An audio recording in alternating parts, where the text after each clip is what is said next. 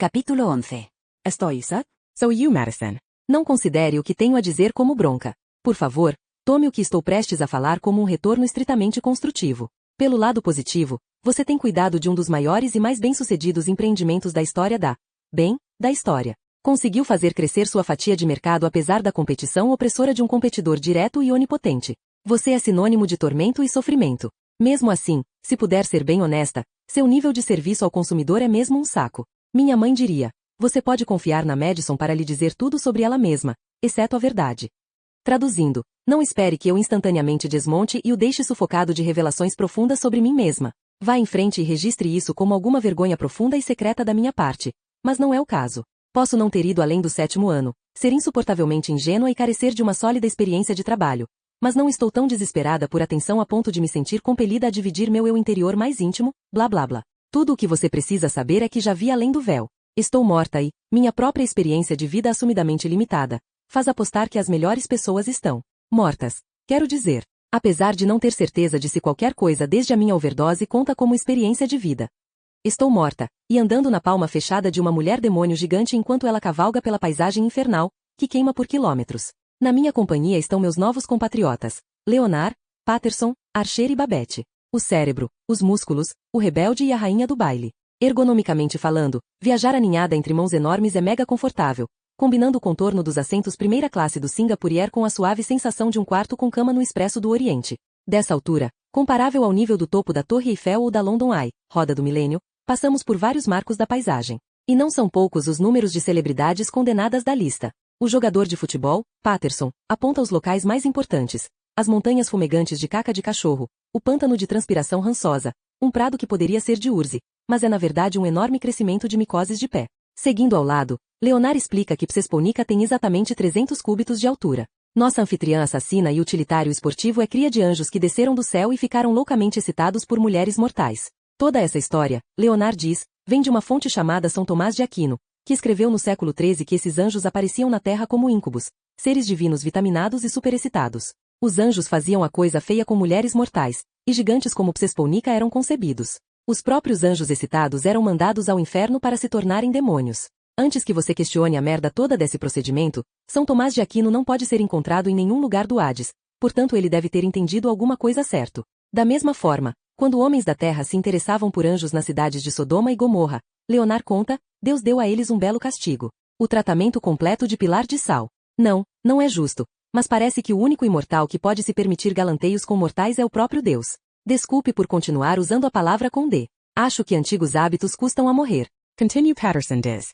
Ele bate na nuca de Leonard, acrescentando, seu herege da porra. Que linguagem. Comenta Babette. Por que você não apenas caga nos meus ouvidos?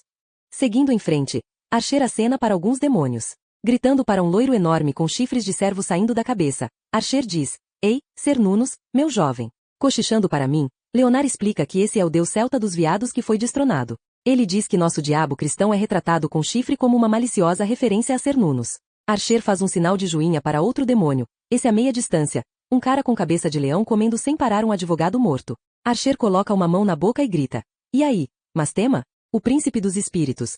Leonard cochicha para mim. O tempo todo, Babette continua perguntando, que horas são? Ainda é quinta-feira. Sentada num lado da enorme palma, os braços dobrados sobre o peito, impacientemente batendo na ponta de um dos Manolo Blahnik sujos, Babette diz, não consigo acreditar que não se acha Wi-Fi no inferno. Nossa embarcação, nossa anfitriã, Psesponica segue em frente, os traços ainda iluminados por um sorriso pós-coito.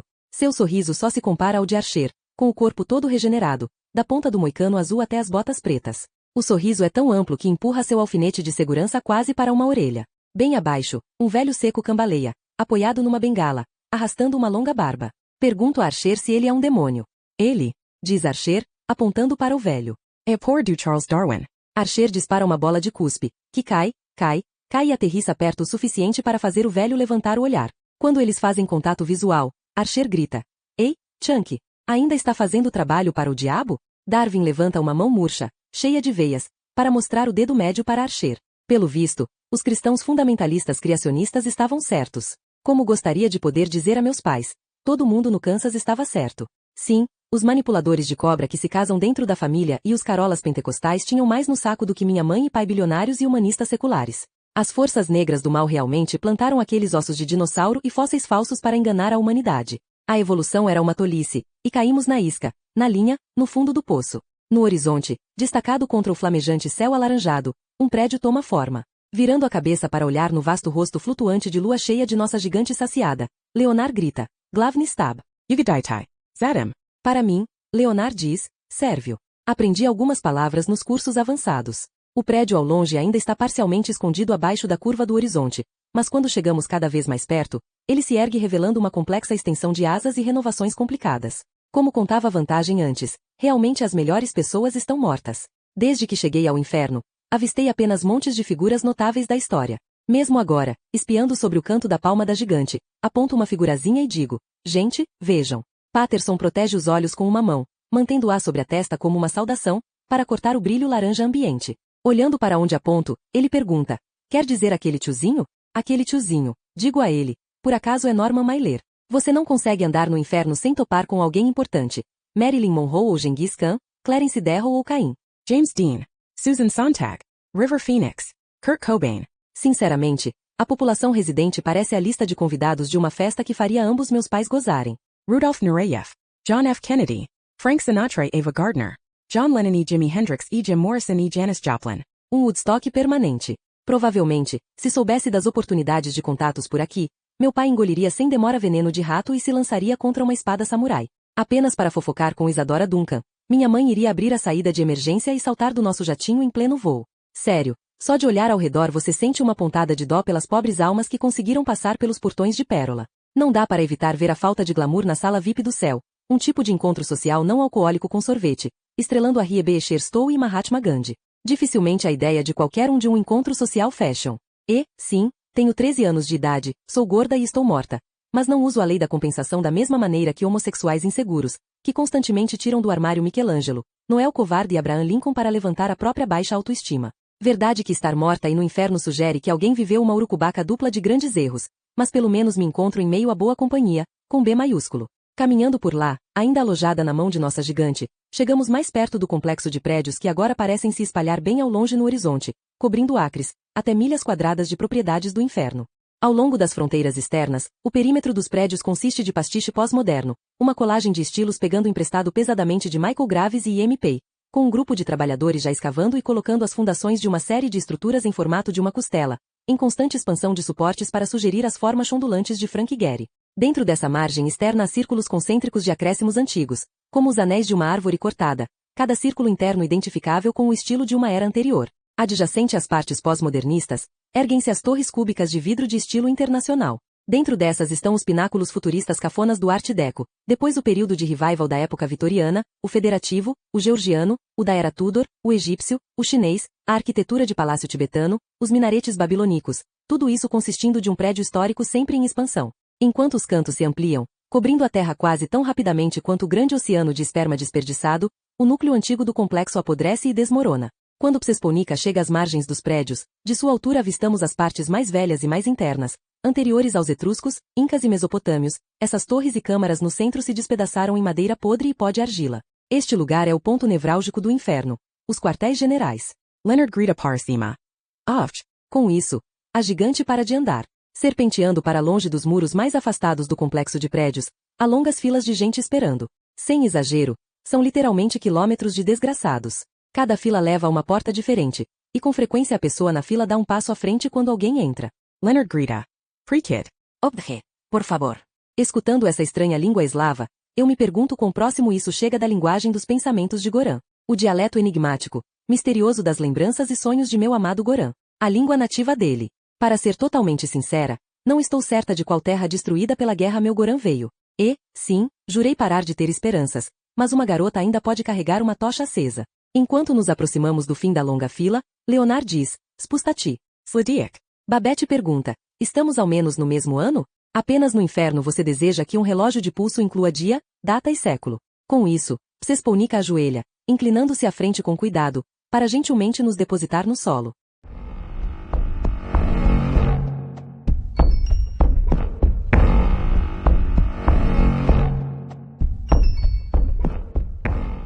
Capítulo 12. Estoy sad? So you, Madison. Se puder tolerar outra confissão da minha parte, nunca fui muito capacitada em passar por provas. Confie em mim, não estou tentando colocar a culpa em outra pessoa, mas tenho pavor desse tipo de game show no qual um bocado de nossas vidas é determinado. Testar minha memória e talentos mentais numa situação sedentária sob a pressão de um tempo limitado. Enquanto a morte tem suas óbvias desvantagens, é uma bênção que agora tenha uma desculpa inegável e válida para não ter de fazer os testes para a faculdade. Entretanto, parece que não me esquivei totalmente daquela temida bala. No presente momento, estou sentada num quartinho, numa cadeira de costas retas, ao lado de uma mesa. Visualize o arquetípico quarto todo branco, sem janelas, que analistas junguianos dizem que representam melhor a morte. Um demônio com garras de gato e asas de couro dobradas se inclina, próximo, para ajustar a braçadeira de pressão sanguínea que está enrolada no meu braço, inflando-a até que eu possa sentir minha pulsação latejar no interior do cotovelo. Almofadinhas adesivas prendem os fios de um monitor de batimentos cardíacos até a pele do meu peito, serpenteando entre os botões da minha blusa. Uma fita adesiva segura outro fio que monitora meu pulso. Outros sensores estão presos na frente e atrás do meu pescoço, para monitorar os tremores no padrão da sua fala. Leonard explica. Um sensor é preso ao músculo cricotireoideio na frente do seu pescoço. Outro sensor no músculo cricoaritenoideio atrás de seu pescoço, perto da espinha. Enquanto você fala, uma baixa voltagem corre entre os dois sensores, registrando quaisquer microtremores nos músculos que controlam suas cordas vocais, indicando quando você está contando uma mentira. O demônio com as asas de couro e garras de gato tem um hálito pútrido. Isso veio depois que Babette nos conduziu ao prédio dos quartéis generais, passando de lado pelas infinitas filas de gente esperando, para levar nosso pequeno grupo através de uma parte desmoronada do prédio, uma fachada ao mesmo tempo inacabada e decaída. Babette nos conduziu a um saguão de espera cavernoso, grande como qualquer estádio, onde incontáveis almas esperavam, constituindo uma mistura do tipo departamento de veículos a motor. Gente usando trapos imundos ao lado de gente usando Chanel e carregando pastas executivas. Todas as cadeiras plásticas arredondadas tinham armadilhas de pedaços frescos de chiclete.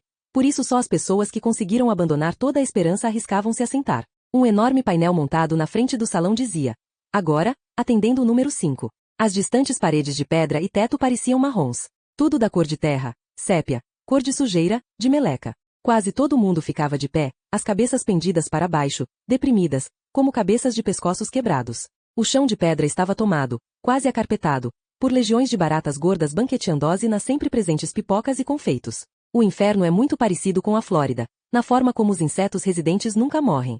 Como um resultado do calor úmido e da imortalidade, as baratas atingem proporções gordas, carnudas, mais associadas a camundongos ou esquilos. Babette me viu saltando, numa perna só, sempre segurando a perna oposta levantada, como uma cegonha, para evitar pisar nas baratas. Então comentou: precisamos roubar uns saltos altos para você. Até Patterson, usando seu uniforme de futebol americano com ombreiras, praticamente dançava, esmagando uma camada cada vez mais grossa de barata sob as chapinhas de aço. O desiludido Archer também saltitava, com as correntes chacoalhando nas botas, os pés deslizando e derrapando nos insetos esmagados. Em contraste, mesmo caindo aos pedaços, os sapatinhos de salto falsos de Babette permitiam que ela caminhasse impérvia em pernas de pau, sobre os pedaços dos insetos. Abrindo espaço, acotovelando-se para se afastar de uma multidão que já esperava, Babette chegou ao balcão ou longa mesa que corria por toda a extensão da parede. Lá, uma fileira de demônios parecia trabalhar como balconistas, de pé do outro lado da mesa. Babette jogou sua bolsa falsa no balcão, dirigindo-se ao demônio mais próximo, dizendo: Ei, Astralot. Ela tirou uma barra grande de Big 1 da bolsa e a deslizou pelo balcão, inclinando-se para o rosto do demônio. ONUS D1A137B17. O formulário curto. Para recurso e pesquisa de registros. Babette virou a cabeça na minha direção, acrescentando: é para a nova menina aí. Estava claro que Babette falava sério. O ar na sala de espera era tão úmido que cada expiração pendurava-se no ar como uma nuvem branca na frente do meu rosto, nublando meus óculos. Baratas estalavam sob cada passo que eu dava. Não, não é justo, mas minha mãe e meu pai sempre tiveram prazer em me contar cada detalhe sórdido de cada ato sexual ou fetiche que existia. Outras meninas podiam ganhar o primeiro sutiã aos 13 anos, mas minha mãe me ofereceu marcar para ter um diafragma de teste. Além dos passarinhos e abelhas, e boquete, cunete e tesoura, meus pais nunca me ensinaram nada sobre morte. No máximo meu pai me infernizava para usar hidratante com filtro solar e passar fio dental. Se percebiam a morte, era só no nível mais superficial, conforme as rugas e cabelos brancos de gente muito velha, destinadas logo a expirar. Assim, pareciam muito inclinados a acreditar que, se alguém pudesse manter sua aparência pessoal e suavizar os sinais de envelhecimento, então a morte nunca seria um assunto urgente. Para meus pais, a morte existia apenas como um extremo lógico, resultado de não esfoliar adequadamente sua pele. Um deslize grave. Se alguém falhasse em praticar uma higiene meticulosa, sua vida iria chegar ao fim. E, por favor, se você ainda está nessa negação, come peito de frango saudável para o coração, com pouco sódio, sem pele, e sente-se todo orgulhosinho enquanto corre na esteira, Não finja que é mais realista que meus tresloucados pais. E não fique com a impressão de que sinto saudades de estar viva. Como se realmente me arrependesse de não ficar adulta e ter sangue saindo da minha xereca todo mês e de não aprender a dirigir um veículo movido a combustível fóssil e ver filmes vagabundos para maiores sem um pai nem responsável. Depois beber cerveja de um barril, desperdiçando 4 anos para arrumar um diploma meia-boca em História da Arte, antes que algum garoto me esguiche esperma e eu tenha de carregar um bebizão dentro de mim por quase um ano. Por sarcasmo totalmente intentional. Defeito sinto saudades de good times. E, não é como a raposa e as uvas. Quando vejo a merda que estou deixando para trás, às vezes agradeço a Deus por ter tido uma overdose. Pronto. Disse de novo a palavra com D minha nossa. Pode acabar comigo. Acabei descobrindo que meus registros de condenação se perderam. Ou ainda vão chegar. Ou meus registros foram acidentalmente destruídos. Qualquer que seja o caso, sou forçada a começar do zero, convocada para fazer um teste básico no detector de mentiras e um teste para uso de drogas. Ao que parece, Babette não é tão inútil quanto imaginava a princípio. Ela ultrapassou um bom bocado de papelada e redundâncias burocráticas, levando nosso pequeno time por um labirinto de corredores e escritórios, subornando burocratas de baixo nível com barras de Hershey e Save-Tarts. O inferno está há séculos de estabelecer uma cultura de economia de papel, e a maior parte do chão está forrada de papéis até os joelhos de registros extraviados, pastas vazias, leituras descartadas de polígrafos, Buterrum Life Savers e baratas. A caminho do teste, Archer me aconselha a não cruzar os braços, não olhar para a direita nem para cima. Gestos físicos que entregam um mentiroso. Depois que entregamos o formulário preenchido e passamos ao demônio atendente um Kit Kat, Babette me deseja boa sorte. Ela me dá um abracinho, sem dúvida deixando marcas sujas de mão atrás do suéter. Babette, Leonard, Patterson e Archer esperam num corredor externo enquanto passo por uma porta para o quarto todo branco de testes. O poligrafo. O demônio inflando a braçadeira de pressão sanguínea no meu braço. Você pode se lembrar desse mesmo demônio da obra-prima clássica de Hollywood, O Exorcista, no qual ele possui uma garotinha, filha mimada e precoce de uma estrela de cinema de meia-idade. Fale sobre déjà vu. Ei-lo agora, observando meus olhos, procurando mudanças na dilatação das pupilas que possam trair uma desonestidade. O demônio está colocando fios em minha pele para testar se suo, fato que Leonard chama de condutividade da pele. Eu digo que adorei a cena em que ele faz a garotinha rega andar que nem um caranguejo pela escada, com sangue escorrendo da boca. Mas por nervoso, pergunto se o demônio teve outras experiências possuindo gente. Ele fez outros filmes? Ele recebe porcentagem nas vendas? Quem é o agente dele? Sem afastar o olhar do leitor, aquelas agulhinhas oscilantes que rabiscam linhas numa faixa rolante de papel branco, o demônio diz: seu nome é Madison Spencer? As perguntas controle. Para estabelecer uma base de respostas honestas. Respondo: sim. Batendo num botão em sua máquina, o demônio pergunta: você tem mesmo 13 anos de idade? De novo: sim. Rejeita Satanás e todas as suas obras? Bem fácil. Dou de ombros e digo: claro, por que não? Por favor, o demônio pede. É muito importante que você responda apenas sim ou não. Digo. Desculpe ai. O demônio indaga: você aceita o Senhor Deus como o único Deus verdadeiro? Bem fácil. Moleza. De novo digo: sim. O demônio prossegue: reconhece Jesus Cristo como seu salvador pessoal? Não sei ao certo, mas digo: sim. As agulhas rabiscam no papel. Não muito, só um pouco. Não consigo saber ao certo, mas talvez a íris dos meus olhos de repente tenham se contraído. O dogma me parece bem familiar, mas isso não é nenhuma forma de catequismo que meus pais tenham me treinado para recitar. Os próprios olhos do demônio nunca deixam as linhas pintadas oscilantes. Ele diz: você é atualmente ou já foi alguma vez praticante de religião budista? Pergunto: o quê? Sim ou não? Diz o demônio. Por quê? Budistas não vão para o céu? Enquanto meus pais ficaram bem longe de serem perfeitos, nenhum de seus pecados era intencionalmente maldoso, então me parece bem traiçoeiro repudiar cada ideal que eles se esforçaram para incutir em mim. A coisa é a velha questão de trair seus pais versus trair uma entidade. Só queria usar uma auréola e dirigir uma nuvem. Só quero tocar uma harpa. Sem pestanejar, o demônio diz: você acredita que a Bíblia é a única palavra verdadeira de Deus? Isso inclui aquelas partes bem loucas do Levítico? Seguindo em frente, o demônio pergunta: na sua opinião sincera, a vida começa na concepção? Sim, sei que deveria estar morta, sem corpo físico e necessidades ou fisiologia, mas comecei a suar feito um porco. Meu rosto está quente e corando. Meus dentes ficam travados, suavemente rangendo. Meus punhos se cerram com firmeza, com ossos e músculos tomando forma sob minha pele, que vai ficando branca nos nós dos dedos. Arrisco.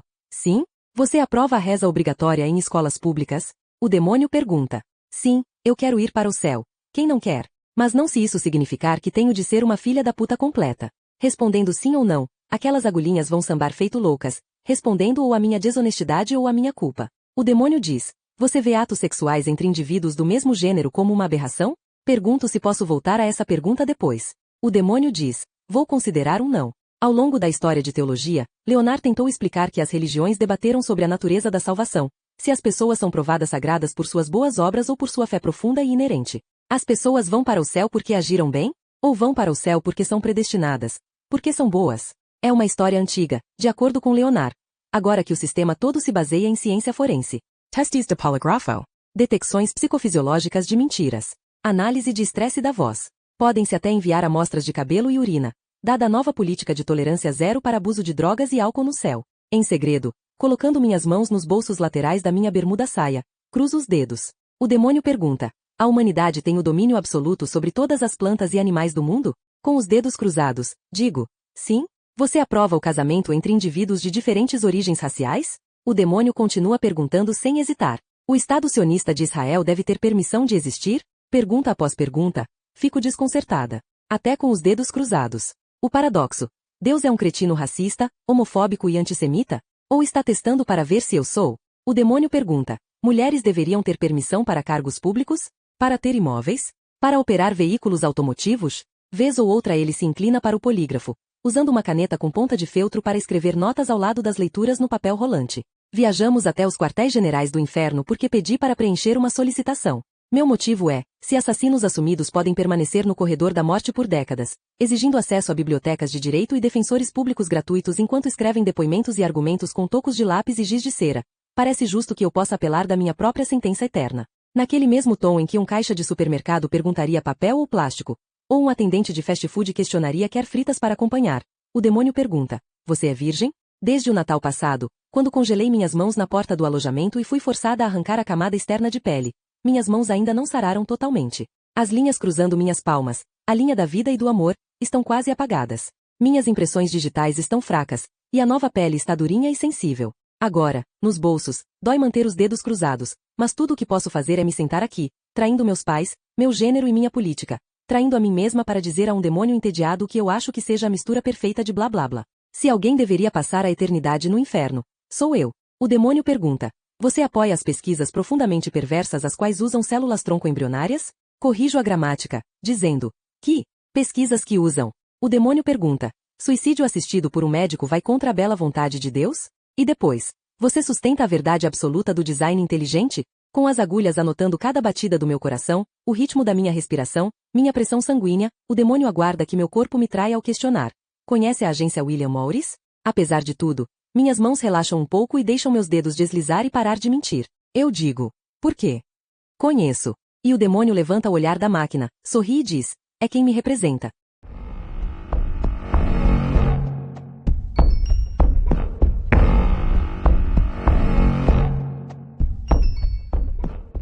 Capítulo 13.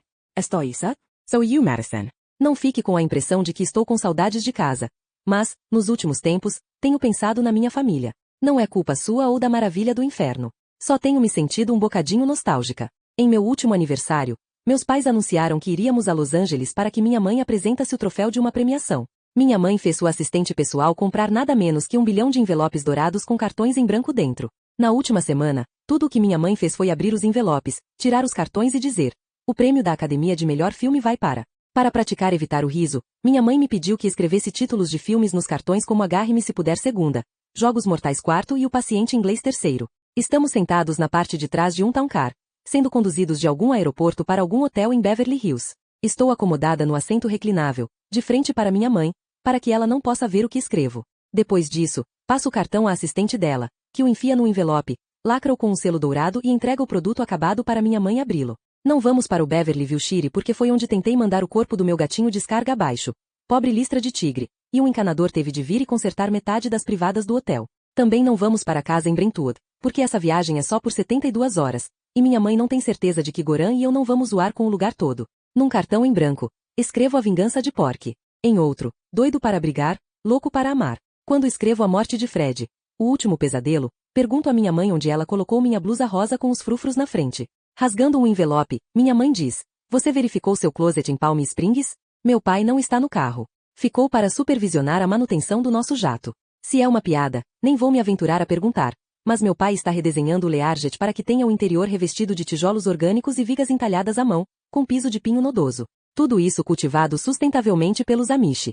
Sim, e instalado num jato. Para cobrir os pisos, ele juntou todos os Versace e Dolce de minha mãe da última temporada e os entregou a trançadeiras de tapete tibetanas. Chamou isso de reciclagem. Vamos ter um jato enfeitado com lareira que queima madeira falsa e lustres de chifres de veado. Ganchos para planta de macramé. Claro que todo o tijolo e a madeira são apenas para dar um toque, mas, para decolar, o avião ainda vai consumir algo em torno do produto diário de todo o suco de dinossauro bombeado do Kuwait. Bem-vindo ao começo de outro glorioso ciclo de mídia. Todo esse rebuliço é para justificar que ganhem a capa do Arquitectural Digest. Sentada à frente, minha mãe rasga outro envelope. Este ano, o prêmio da Academia de Melhor Filme vai para. Ela puxa o cartão do envelope e começa a rir. Maddie, que vergonha! Minha mãe mostra o cartão a Emily ou Amanda ou Eli ou Daphne, ou quem quer que seja sua assistente esta semana. O cartão diz, o piano segundo, o ataque dos dedos. Emily ou Audrey, ou quem quer que seja, não entende o trocadilho. A boa notícia é que o Prius é pequeno demais para que Goran e eu acompanhemos meus pais à cerimônia de premiação. Portanto, enquanto minha mãe estiver no palco tentando não se cortar com o papel ou desmoronar de tanto rir ao dar o Oscar a alguém que ela odeia, Goran será minha babá no hotel. Fique calmo, meu selvagem coração palpitante. Tecnicamente, uma vez que Goran não fala inglês o suficiente para pedir pornô pay-per-view, eu é que vou ser a babá dele. Mas solicitaram que assistíssemos à premiação na televisão, para que pudéssemos avaliar se minha mãe deveria se preocupar ou não com a próxima apresentação em situação semelhante. Era por isso que precisava da blusa rosa. Para ficar gostosa para Goran. Iniciando o notebook da minha mãe, aperto Ctrl mais Alt mais S, usando as câmeras de segurança para verificar o closet do quarto em Palm Springs. Digito para acessar as câmeras em Berlim e checo meu quarto lá. Veja em Genebra. Propõe minha mãe. Diga à empregada somaliana para enviá-la por FedEx. Aperto Ctrl plus Alt plus G. Aperto Ctrl plus Alt plus B. Checando Jimbra. Checando Berlim. Atenas. Singapura. Para ser honesta, Goran é a razão mais provável para que não possamos ir à cerimônia do Oscar este ano. É arriscar demais que, quando as câmeras deem um zoom nos filhos dos Spencer, Goran possa estar bocejando ou enfiando o dedo no nariz, ou roncando, jogado no assento de veludo vermelho no teatro, ou dormindo com baba escorrendo do canto dos lábios sensualmente carnudos. Isso tudo ficou para trás, mas, quem quer que tenha sido o funcionário responsável pela seleção de potenciais crianças para adoção, com certeza perdeu o emprego ao colocar o nome de Goran à frente. Meus pais fundaram uma entidade beneficente que basicamente emprega 1 bilhão de relações públicas para emitir press releases que divulgam a generosidade deles. Sim, meus pais podem doar $1.000 para construir um prédio escolar no Paquistão, mas depois pagam mais $500 mil para filmar um documentário sobre a escola e fazem conferências com a imprensa e todo o círculo de mídia, certificando-se de que o mundo inteiro saiba o que realizaram. Desde a primeira sessão de fotos, Goran foi uma decepção. Não derramou lágrimas de felicidade diante das câmeras. Tampouco se referiu aos pais adotivos com nada além de um carinhoso senhor e senhora Spencer. Todos conhecemos aqueles comerciais de TV em que um cachorro ou um gato afunda o focinho numa tigela de ração seca para demonstrar o quanto é gostosa. Mas isso tudo porque o animal foi mantido sem comida antes e está morto de fome. Bem, o mesmo princípio deveria fazer Goran sorrir orgulhoso em seu novo traje Ralph Lauren, ou Calvin Klein, ou de quem quer que meus pais estivessem faturando. Esperava-se que Goran engolisse qualquer guloseima que não fosse racionada ou derivada de soja, enquanto bebesse da garrafa de qualquer que fosse a bebida esportiva que patrocinasse o evento, segurando a garrafa de modo que o rótulo ficasse bem à mostra. É muito trabalho para um órfão marcado pela guerra, mas já vi moleques que meus pais adotaram, até de 4 anos de idade, do Nepal, do Haiti e de Bangladesh, vestirem o padrão Baby Gap dos meus pais e comerem figos recheados com aguis feito com carneiro abatido sem crueldade e aioli com cominho. Além de mencionar sem parar o projeto de filme de minha mãe que estivesse indo para as telas. Tive essa uma irmã por cerca de 5 minutos. Meus pais a resgataram de um bordel em Calcutá. Mas, no momento em que ela sentiu a câmera no quarto, abraçou os novos tênis Nike e as Barbie chorando lágrimas de alegria tão realistas e fotogênicas que fizeram Julia Roberts parecer uma impostora. Em contraste, Goran bebeu a devida bebida energética sabor xarope de milho enriquecida com vitaminas e fez uma careta como se padecesse de algum mal-estar. Goran se recusa, assumidamente, a fazer parte desse jogo. Tudo o que faz é me olhar de cara feia. Mas isso é tudo o que faz com todo mundo. Quando seu olhar ranzinza, de ódio, me penetra, juro, sinto-me exatamente como Jane Eyre sendo encarada pelo Sr. Rochester. Sou Rebecca de Winter sob a fria inspeção do novo marido, Machine. Após uma vida inteira sendo mimada e pagiada por empregados, por lacaios e bajuladores da mídia, acho o desdém odioso de Goran totalmente irresistível. O outro motivo pelo qual não vamos ao Academy Awards é porque sou uma enorme e imensa porca recheada com farofa. Minha mãe nunca admitiria isso. Bem, talvez só para Vanity Fair. Quando o motorista leva a mim e a minha mãe ao saguão do hotel, Goran permanece na pista de decolagem, onde meu pai se esforça para explicar o próprio talento surreal inerente em decorar o interior de uma aeronave de vários milhões de dólares da era espacial para que se pareça com a cabana de palha de uma família do tempo das cavernas. Meu pai vai tagarelar sobre a multivalência de nossa cabaninha meia-boca, que parecerá inteligente e sarcástica perante os literatos cultos, mas mesmo assim será encarada como sincera e ambientalmente avançada para o grupo de fãs outrora jovens dos filmes da minha mãe. E, sim, posso ser sonhadora e pré-adolescente, mas sei o significado de multivalência. Mais ou menos. Acho. Predicament. No notebook, teclo Ctrl mais Alt mais J para dar uma espiadinha dentro do jato. Lá está meu pai, tentando contar a Goran tudo sobre Marshall MC Luan enquanto Goran apenas encara a câmera de segurança, fazendo cara feia na tela do computador direto para mim. Totalmente por acidente, sério, só uma vez, juro, não sou a dona tarada. Digitei Ctrl mais Alt mais T e dei uma espiadinha em Goran tomando uma ducha, pelado. Não que espiasse de propósito, mas vi que ele já tinha uns pelinhos. Lá. Para entender minha obsessão insaciável por Goran, o dos lábios carnudos e olhar frio, é preciso compreender que minha primeira foto de bebê apareceu na revista People. Pessoalmente, nunca servi como um espelho satisfatório para o sucesso dos meus pais porque o luxo veio de modo natural. Desde o nascimento, o mundo já me era deferente. No máximo, eu servia como souvenir, como as drogas ou a música grunge, da juventude dos meus pais, que há tempos já havia ficado para trás. As crianças adotadas deveriam reafirmar o trabalho árduo da minha mãe e do meu pai, e os prêmios decorrentes disso. Você tira um esqueleto faminto de um buraco na Etiópia, o traz de avião e lhe serve uma seleção de comida orgânica com avarti assado, livre de glúten, em tortinhas integrais, e é bem provável que o moleque vá dizer obrigado.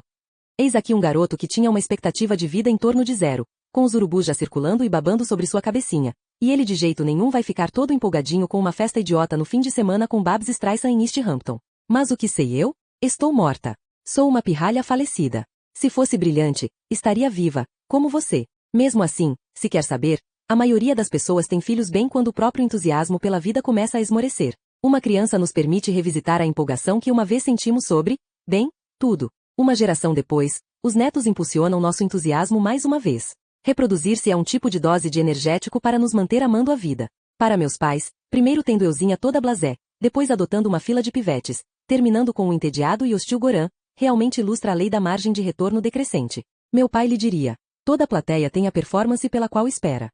Traduzindo, se eu tivesse sido uma criança mais compreensiva, talvez eles tivessem parecido pais melhores. Numa escala maior, talvez, se tivesse mostrado mais gratidão e apreço pelo precioso milagre da minha vida, a vida em si tivesse parecido mais maravilhosa. Esse deve ser o motivo pelo qual gente pobre agradece antes de comer o jantar nojento de atum cozido. Se os vivos são assombrados pelos mortos, os mortos são assombrados pelos próprios erros. Talvez, se não tivesse sido tão espertinha e cínica, meus pais não teriam procurado resolver as próprias necessidades emocionais reunindo tantos garotos necessitados. Quando o motorista chega ao hotel, e o porteiro dá um passo à frente para abrir a porta do carro, eu aperto Ctrl mais Alt mais B para buscar meu closet em Barcelona, e lá está minha blusa rosa perdida. Numa mensagem instantânea para a empregada somaliana, informo para onde mandar a blusa, ainda em tempo para meu flerte com Goran. Quase digo obrigada a ela, só que não sei a palavra exata em sua língua. E, sim, conheço a palavra flerte. Conheço um monte de coisas, especialmente considerando o fato de ser uma garota gorda, morta, de 13 anos de idade. Mas talvez não saiba tanto quanto penso que sei. Minha mãe rasga outro envelope e diz: e o vencedor é...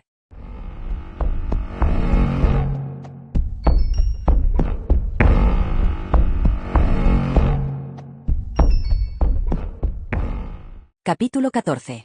Estoy sad? So you, Madison. Sei o que está pensando. Para você, sou apenas uma pivete rica, mimada, que nunca teve de trabalhar um dia na vida. Em minha defesa, tenho orgulho de dizer que arrumei um emprego de tempo integral. Um trabalho genuíno. E agora me mato de trabalhar. Se pode perdoar o trocadilho infame. O que se segue pode parecer exagerado, mas, por favor, considere como uma faceta impressionista da morte. Um vislumbre de um dia de minha morte. Até onde eu sei, você tem uma escolha entre 2 tipos de carreira no inferno. Sua primeira opção é trabalhar para um desses websites que todo mundo acha que vem da Rússia ou de Burma, onde homens e mulheres pelados olham sem piscar para a webcam, com olhar vidrado, enquanto lambem os dedos e enfiam aeromodelos plásticos lubrificados ou bananas em seus popos ou xerecas. Ou isso, ou sorriem falsamente enquanto bebem a própria urina em tacinhas de champanhe. Sabe, o inferno é responsável por cerca de 85% do total de conteúdo obsceno da internet. Os demônios apenas pregam um lençol úmido velho atrás para servir de cenário, jogam um colchão de espuma no chão, e você deve se desdobrar colocando lixo dentro de você e respondendo a chats em tempo real com pervertidos vivos pelo mundo. Francamente, eu nunca fui tão desesperada assim por atenção. Não me confunda com uma daquelas pré-adolescentes problemáticas que andam por aí praticamente usando uma camiseta que diz: pergunte a mim sobre meu estupro, ou pergunte a mim sobre meu alcoolismo.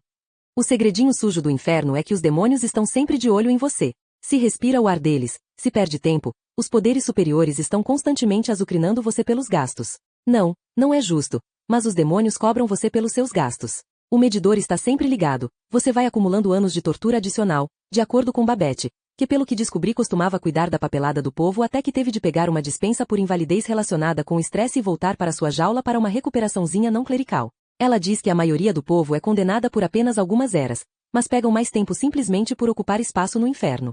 É como estar acima do limite no cartão de recarga, ou acidentalmente voar com seu jato em espaço aéreo francês. O relógio começa a contar no momento que foi longe demais. Os contadores de centavos ficam de olho, e um dia você recebe uma conta violenta. Joias e dinheiro não valem nada aqui. O dinheiro são doces, e marshmallows na forma de amendoim são aceitos como pagamento para todos os subornos e dívidas. Barris de cerveja preta são valiosos como rubis. O equivalente no inferno a centavos são pipocas, alcaçuz, lábios de goma. E estes são jogados de lado com desdém. Provavelmente eu nem devia lhe dizer isso. O mercado de trabalho já está saturado demais. Mas, se você tem alguma aspiração a receber seus Junior Mints diários, é preciso arrumar uma carreira e começar a trabalhar. Não que você vá de fato morrer. Você não. Não depois de todos os antioxidantes que engoliu e todas essas voltas ao redor da represa. Mas caso você não queira passar a eternidade se enfiando enema em algum site safado, visto por milhões de homens com sérios problemas íntimos, o outro tipo de trabalho que a maior parte do povo faz no inferno é telemarketing. Sim, isso significa ficar sentado numa mesa, acotovelado com outros colegas condenados que se estendem até o horizonte nas duas direções, todos com fonezinhos na cabeça. Meu trabalho é: as forças das trevas estão constantemente calculando quando é a hora do jantar em qualquer ponto da Terra. E um computador disca automaticamente esses números de telefone para que eu possa interromper a refeição de todo mundo. Meu objetivo não é de fato vender nada. Só pergunto se você tem alguns segundinhos para tomar parte de uma pesquisa de marketing que identifica tendências de consumo de goma de mascar. Den zagwant bukala amation de rupas seco. Uso meu fone e microfone e trabalho com um fluxograma de respostas possíveis. O melhor de tudo, converso com gente viva, como você, que ainda anda e respira por aí e não tem ideia de que estou morta e ligando do além. Acredite em mim. A maioria do povo de telemarketing que liga para você está morta. Como grande parte de todos os modelos pornôs da internet. Certo, não é como se praticasse cirurgia cerebral ou lei fiscal, mas é melhor do que enfiar lápis de cera no meu popó em um site chamado Loucos Prazeres Ninfo com meninas usando material escolar SIC. O discador automático me liga com alguém vivo e eu digo: estou fazendo uma pesquisa de mercado para servir melhor os consumidores de goma de mascar da sua área. Você tem um segundo para responder a algumas perguntas? Se a pessoa viva desliga, o computador me conecta com um novo número de telefone. Se a pessoa viva responder às minhas perguntas, o fluxograma me instrui a perguntar mais. Cada pessoa sentada aqui tem uma folha laminada com perguntas, mais perguntas do que você poderia contar. A ideia é se impor ao entrevistado, sempre tentando fazer apenas mais uma pergunta, por favor, até que o sujeito que deveria estar jantando perde a compostura, e tanto seu bom humor quanto seu jantar são arruinados.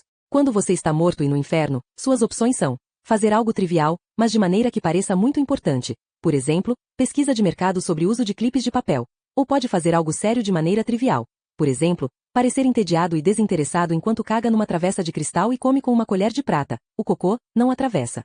Se perguntasse para meu pai sobre qualquer seleção de carreira profissional, ele lhe diria: não marque um compromisso com um ataque cardíaco. Traduzindo, você tem de seguir seu ritmo e não se esquecer de ir devagar. Nenhum emprego é para sempre. Então relaxe e se divirta. Com esse objetivo em mente, eu me perco em devaneios. Enquanto pessoas vivas famintas se apressam em terminar nossa conversa, declarando que sua carne de panela está ficando fria, eu estou de fato pensando, viajando, se minha mãe teria agido diferente se soubesse que eu tinha menos do que 48 horas para viver. Em retrospecto, eu me pergunto, se ela soubesse do meu falecimento iminente, ainda teria economizado e planejado me dar o saco de lembrancinhas de merdas de luxo do Academy Award no lugar de um presente real de aniversário? Se ela soubesse que o relógio estava avançando, quero dizer, e a maioria da areia já tinha escorrido da minha ampulheta. Perguntando a gente com fome sobre suas preferências em relação a fio dental, lembrei-me de como, quando era bem pequena, eu achava que os Estados Unidos iriam sempre ficar acrescentando estados, costurando mais e mais estrelas na bandeira até que tivéssemos o mundo inteiro. Quero dizer, por que parar nos 50? Por que parar no Havaí? Parecia natural que o Japão e a África iriam acabar sendo absorvidos na parte estrelada da nossa bandeira nacional. No pasado imperamos de lado os incomodos Navajos. E Iroquoises par criar Californianos e Texanos. Podíamos fazer o mesmo com Israel e a Bélgica e enfim conquistar a paz mundial. Quando você é pequeno, de fato acha que ficar maior, mais alto, ganhar músculos e seios, será a resposta para todos os problemas. Minha mãe ainda é assim, sempre adquirindo novas casas em outras cidades. Idem com meu pai, sempre tentando colecionar crianças gratas de lugares horríveis como Darfur e Baton Rouge. O problema é que crianças traumatizadas nunca ficam em segurança. O irmão de Ruanda que tive por cerca de 2 horas fugiu com meu cartão de débito. Minha irmãzinha butanesa por cerca de um dia ficava tomando o Xanax que minha mãe oferecia com prazer, e caiu no vício das drogas. Nada fica em segurança. Até nossas casas em Hamburgo, Londres e Manila ficam vazias, à mercê de ladrões e furacões, e acumulando poeira. E Goran, bem, do jeito que aquela adoção acabou, é difícil chamar seu resgate de grande sucesso. Sim, eu ainda reconheço a lógica imperfeita dos meus pais, mas se sou tão talentosa e abençoada, porque todos os autores que eu li na vida foram Emily Brontë, Daphne du Maurier e Judy Blume? Porque eu li Forever Ember? Tipo umas 200 vezes. Sério, se eu fosse mesmo brilhante, eu estaria viva e magra. E a estrutura desta história seria uma longa homenagem épica a Marcel Proust. Em vez disso, com um fone na cabeça, pergunto a algum vivo idiota quais cores de cotonete complementariam melhor sua decoração básica de banheiro. Numa escala de 1 a 10, pergunto como alguém avaliaria os seguintes sabores de brilho labial: mel quente, brisa de açafrão, oceano de menta, brilho de limão, safira azul, rosa cremosa, brasa perfumada e Dolce Belly. Em relação ao teste de polígrafo, Babette diz para eu não segurar o fôlego. Confrontar os resultados pode levar uma eternidade. Até nós termos algum retorno, ela diz que eu deveria apenas aguentar firme e fazer meu trabalho no telefone. Algumas cadeiras de distância de mim, Leonard pergunta a alguém sobre papel higiênico. Além dele, Patterson senta-se em seu uniforme de futebol, perguntando a alguém sobre sua opinião em relação a repelente de mosquito. Perto deles, Archer segura o fone na lateral da cabeça, para que não amasse o moicano azul, enquanto busca opiniões públicas sobre um candidato para um cargo político. De acordo com Babette, 98,3% dos advogados terminam no inferno. Isso em contraste com 23% dos fazendeiros que são condenados eternamente. Os donos de comércio varejista são uns 45%, e 85% de autores de softwares de computador. Talvez um número irrisório de políticos suba ao céu, mas, estatisticamente falando, 100% deles são jogados no poço de chamas. Assim como essencialmente 100% dos jornalistas e ruivos. E, por algum motivo, pessoas mais baixas do que 1,55 metros têm propensão a serem condenadas. Além disso, gente com índice de massa corporal maior do que 0,0012. Babette começa a jogar essas estatísticas e você juraria que ela era autista. Só porque ela uma vez trabalhou processando uma papelada para almas a caminho. Poderia lhe contar que o número de loiras supera o de morenas numa proporção de 3 para 1 no inferno. Pessoas com pelo menos 2 anos de ensino superior têm quase 6 vezes mais probabilidade de serem condenadas. Assim como pessoas com renda anual de mais de 7 dígitos. Com tudo isso em mente, eu imagino que meus pais têm por alto uma estimativa de 165% de probabilidade de se juntarem a mim para sempre. E, não, eu não tenho ideia de qual deve ser o gosto de Dolce Belly. Pelos meus fones, uma velha senhora cacareja, tagarelando sobre o sabor de algo chamado chiclete Beeknut, e pelo telefone juro que posso sentir o cheiro de mijo dos 900 gatos dela. O som da respiração da velha, úmido e cheio de estática, estalando e raspando garganta fora, o efeito sibilante de dentaduras mal encaixadas, o volume alto motivado pela perda de audição relacionada com a idade, e ela me permite ir mais fundo no fluxograma do que qualquer um para quem já liguei. Estamos no 12º nível, tópico 4, questão 17. Palitos de dente com sabor, pelo amor de Deus. Estou perguntando se ela consideraria comprar palitos de dente tratados artificialmente para ter gosto de chocolate. De carne? De maçã? Então percebo quanto a velha deve se sentir solitária e isolada. Provavelmente eu sou o único contato humano que ela teve o dia todo, e seu bolo de carne e pudim de arroz apodrecem no prato à sua frente porque ela é mais faminta por se comunicar com outra pessoa. Mesmo como operadora de telemarketing, é melhor não abusar demais. Se você não faz uma cara miserável, os demônios vão recolocá-lo ao lado de alguém que assobia. Depois ao lado de alguém que peida. Pelas perguntas da pesquisa que eu já fiz, sei que a senhora tem 87 anos de idade. Ela vive sozinha numa casa independente. Tem 3 filhos crescidos que vivem a mais de 800 quilômetros dela. Assiste televisão durante 7 horas por dia. E no mês passado ela leu 14 romances. Só para você saber, antes que decida fazer telemarketing em vez de pornô na internet, os safados pervertidos da Silva que digitam para você com uma mão enquanto abusam de si mesmos com a outra pelo menos não vão partir seu coração. Diferente de velhinhas patologicamente solitárias e aleijados que você questiona sobre limpador de vidros que não deixam manchas. Ao ouvir essa triste velhinha solitária, eu quero tanto assegurá-la de que a morte não é lá tão má. Mesmo que a Bíblia esteja correta, e seja mais fácil passar um camelo pelo buraco de uma agulha do que entrar no céu, bem, o inferno não é totalmente ruim. Claro, você é ameaçado por demônios e o cenário é um pavor, mas ela vai conhecer gente nova. Posso ver pelo código de área 410 dela que ela vive em Baltimore, então, mesmo se morrer e for direto para o inferno, desmembrada de imediato e engolida por Psespounica ou Yunsimil, não vai ser um grande choque cultural. Ela pode até nem notar a diferença. Não de primeira. Além disso, fico ansiosa em contar a ela. Se ela adora ler livros, vai adorar estar morta. Ler se parece exatamente a como quando você é um defunto. É tudo tão acabado. Verdade, Jane Eyre é uma personagem eterna, sem idade, mas não importa quantas vezes você leia aquela desgraça de livro, ela sempre se casa com o pavoroso, vítima de queimadura Sr. Rochester. Ela nunca entra na Sorbonne para ganhar seu diploma de cerâmica francesa, nem abre um bistrô pretensioso em Greenwich Village, Nova York. Releia aquele livro da Bronte o quanto quiser, mas Janier nunca vai fazer cirurgia de mudança de sexo ou treinar para se tornar uma ninja assassina fodona. E é patético que ela acredite que é real. Jane só é tinta impressa numa página, mas ela realmente pensa que é uma pessoa viva em carne e osso. Está convencida de que tem livre-arbítrio. Ouvindo a voz dessa senhora de 87 anos chorando sobre suas dores e desconfortos, eu tenho vontade de encorajá-la a desistir e morrer. Tutobald. Esqueça os palitos de dente. Esqueça os chicletes. Não vai doer. Eu juro. Na verdade, a morte vai fazê-la se sentir bem melhor. Olhe para mim, quero dizer, só tenho 13 anos, e ter falecido é a melhor coisa que já aconteceu comigo. Como uma palavrinha sábia, eu a aconselharia a se certificar de que está usando um par de sapatos duráveis, de salto baixo e cor escura antes de bater as botas. Uma voz diz, aqui. E de pé ao meu lado está Babette, com sua bolsa falsa e saia reta e peitões. Numa das mãos, segura um par de saltos altos com tiras. Peguei esses de Diana Vreeland. Espero que sirvam, diz ela. E o solta no meu colo. No telefone, a velha de Baltimore continua a soluçar. Os sapatos de salto são de couro prateado, com tiras nos calcanhares e fivelas imitando diamantes sobre os dedos, saltos agulha tão altos que nunca vou ter de desviar das baratas. Esses são sapatos do tipo que eu nunca usei porque me fariam parecer velha demais, e, portanto, fariam minha mãe parecer realmente velha. Sapatos ridiculous.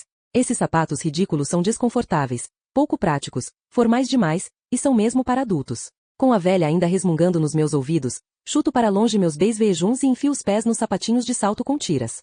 E, sim, sei bem todas as razões válidas porque deveria recusar esses sapatos de forma educada, mas com firmeza. Mas, em vez disso, eu os amo. E serviram.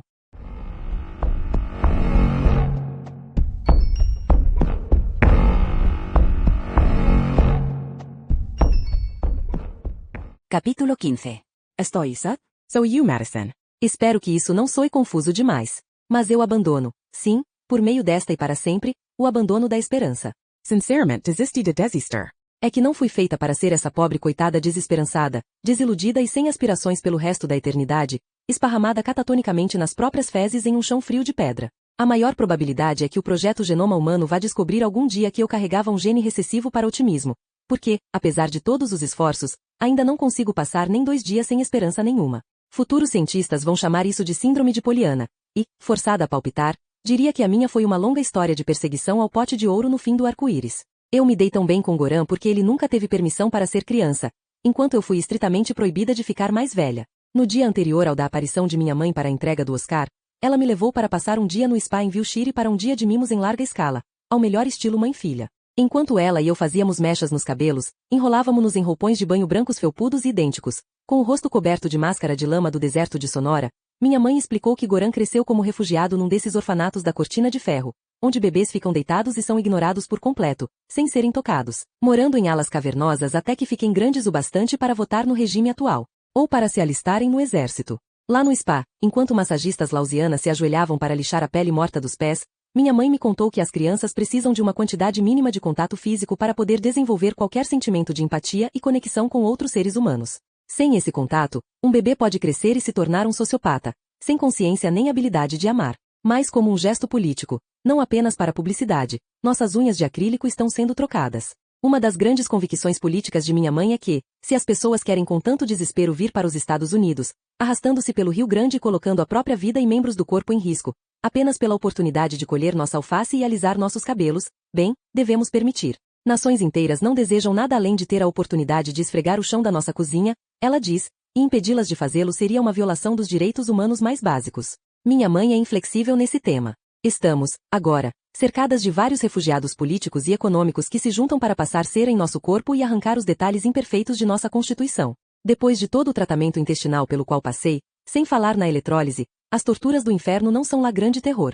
Jamais deixo de me impressionar com o fato de que as massas e escórias miseráveis podem fugir da opressão política e da tortura de um governo estrangeiro, mas chegam à América prontos e ávidos para infligir basicamente as mesmas torturas às classes dominantes daqui. Segundo a opinião de minha mãe, sua pele seca, escamosa, é a oportunidade vocacional de algum imigrante. Além do mais, machucá-la oferece aos imigrantes uma grande terapia catártica para liberar a raiva reprimida. Lábios secos e rachados e pontas duplas constituem-se degraus para alguém escapar da pobreza na escalada socioeconômica. Passando a meia-idade com celulite e cotovelos ressecados, minha mãe se tornou uma engrenagem econômica que gera milhões de dólares, os quais são direcionados a alimentar famílias e comprar remédios contra o cólera no Equador. Se ela se deixasse relaxar, com certeza dezenas de milhares pereceriam. E não, Não negligenciei a maneira decidida com que meus pais depositaram a culpa pela falha de Goran em adorá-los em qualquer um, exceto neles. Para meus pais, se Goran não os amava, isso indicava, de modo claro, que Goran tinha problemas e era incapaz de amar qualquer um.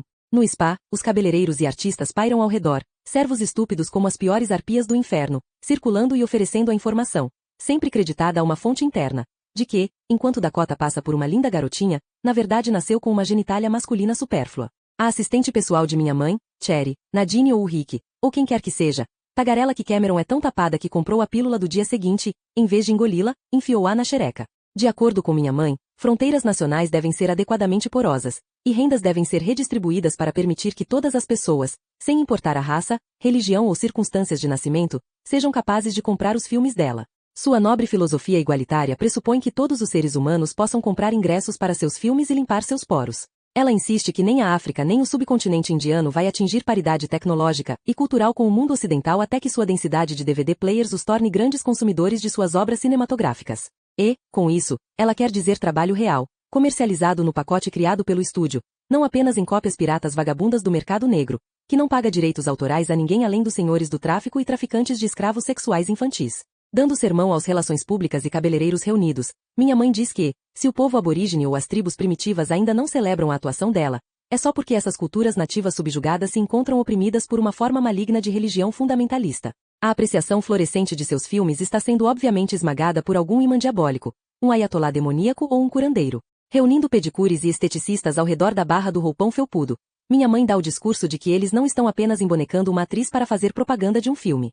Na verdade, todos nós, minha mãe, seus tilis e massagistas, manicures e eu, estamos empenhados em elevar o nível das narrativas cinematográficas densas, que modelam a possibilidade de padrões realmente igualitários, blá blá blá. Em vez de desperdiçar a vida como vítimas grávidas, comedoras de terra, com a genitália mutilada por alguma teocracia esmagadora, agora mocinhas do terceiro mundo podem aspirar ser predadoras sexuais tragadoras do cosmo vestindo Jimmy Choo. Com o uso hábil de unhas de acrílico e extensões capilares oxigenadas. Nesse ponto ela abre os braços num gesto que abrange a todos. Estamos dando força ao povo oprimido e explorado ao redor do mundo. Sim, falta à minha mãe até o mais remoto senso de ironia. Mas ela está certa de que no mundo perfeito qualquer garotinho ou garotinha miserável poderia crescer e se tornar alguém como ela.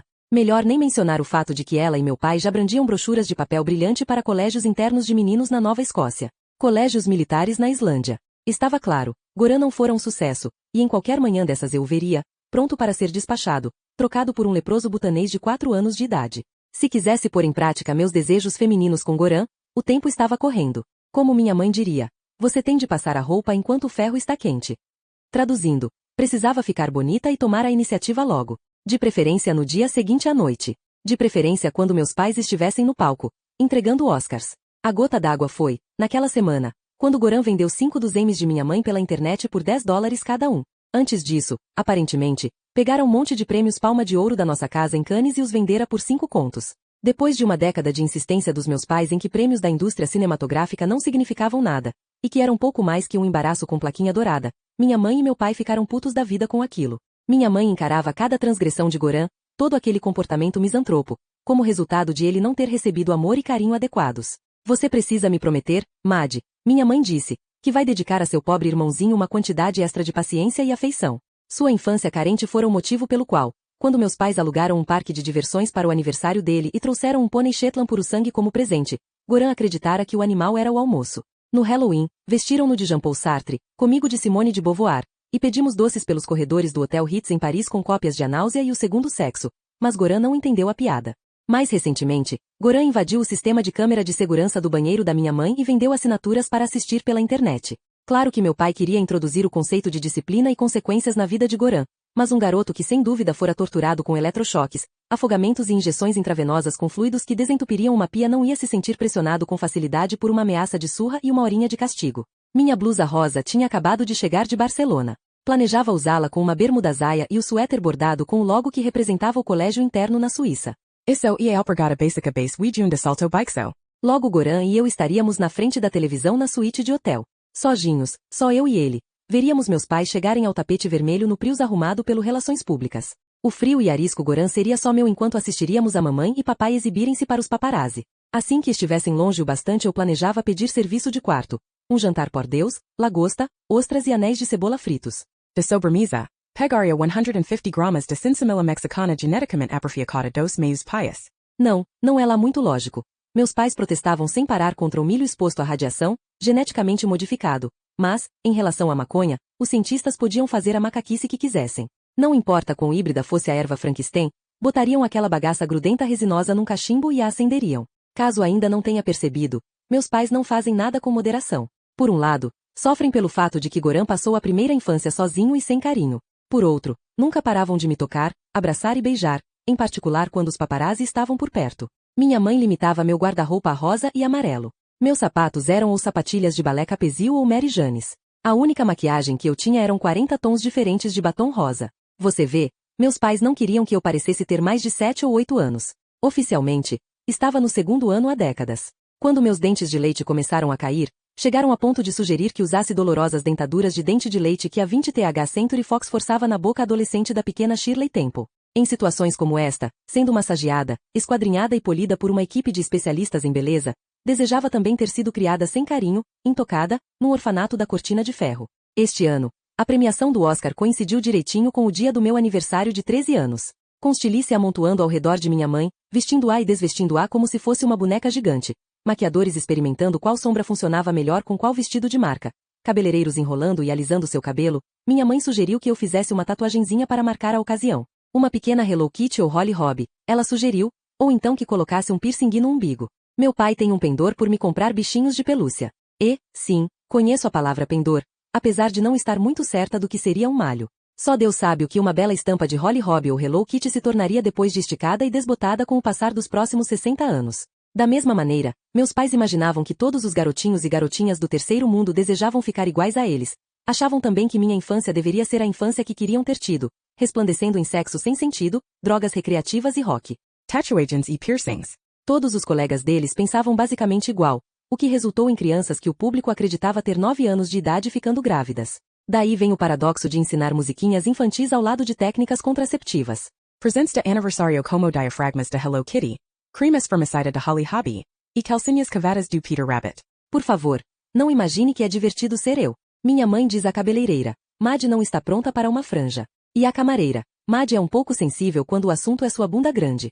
Não imagine sequer que me tenha sido permitido falar. Além disso, minha mãe reclama que eu nunca converso. Meu pai diria que a vida é um jogo, e que é preciso arregaçar as mangas e construir algo, escrever um livro, dançar uma coreografia. Meus pais acham que a vida é uma batalha por atenção, uma guerra para ser ouvido. Talvez seja isso que eu admiro em Goran, sua distinta falta de ambição. Goran é a única pessoa que conheço que não negocia um contrato de 6 filmes com a Paramount, que não faz uma exposição de seus quadros no Museu d'Orsay. Tampouco está fazendo branqueamento nos dentes. Goran? Apenas ele. Goran não faz lobby em segredo para que os idiotas da academia ou da Motion Picture Arts and Sciences lhe deem uma estátua brilhante enquanto 1 zilhão de pessoas fica em pé e aplaude. Nem faz campanha para ganhar sua fatia de mercado. Onde quer que Goran esteja no momento, sentado ou em pé, rindo ou chorando, está agindo com a clareza de uma criança que sabe que ninguém jamais virá para resgatá-lo. Enquanto técnicos bombardeiam o lábio superior dela com lasers, minha mãe diz, não é divertido, Mad? Só nós duas, juntas. Sempre que há menos de 14 pessoas ao redor.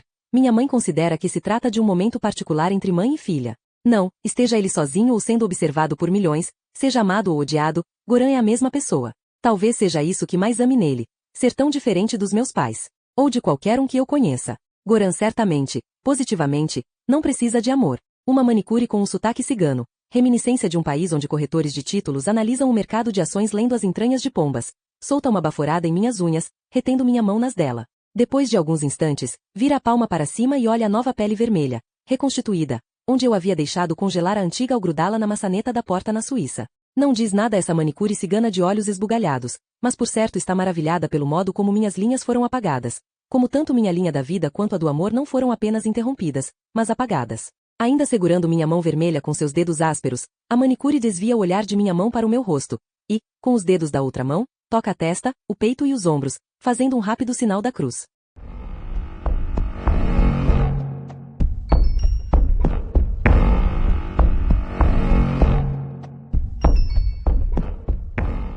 Capítulo 16.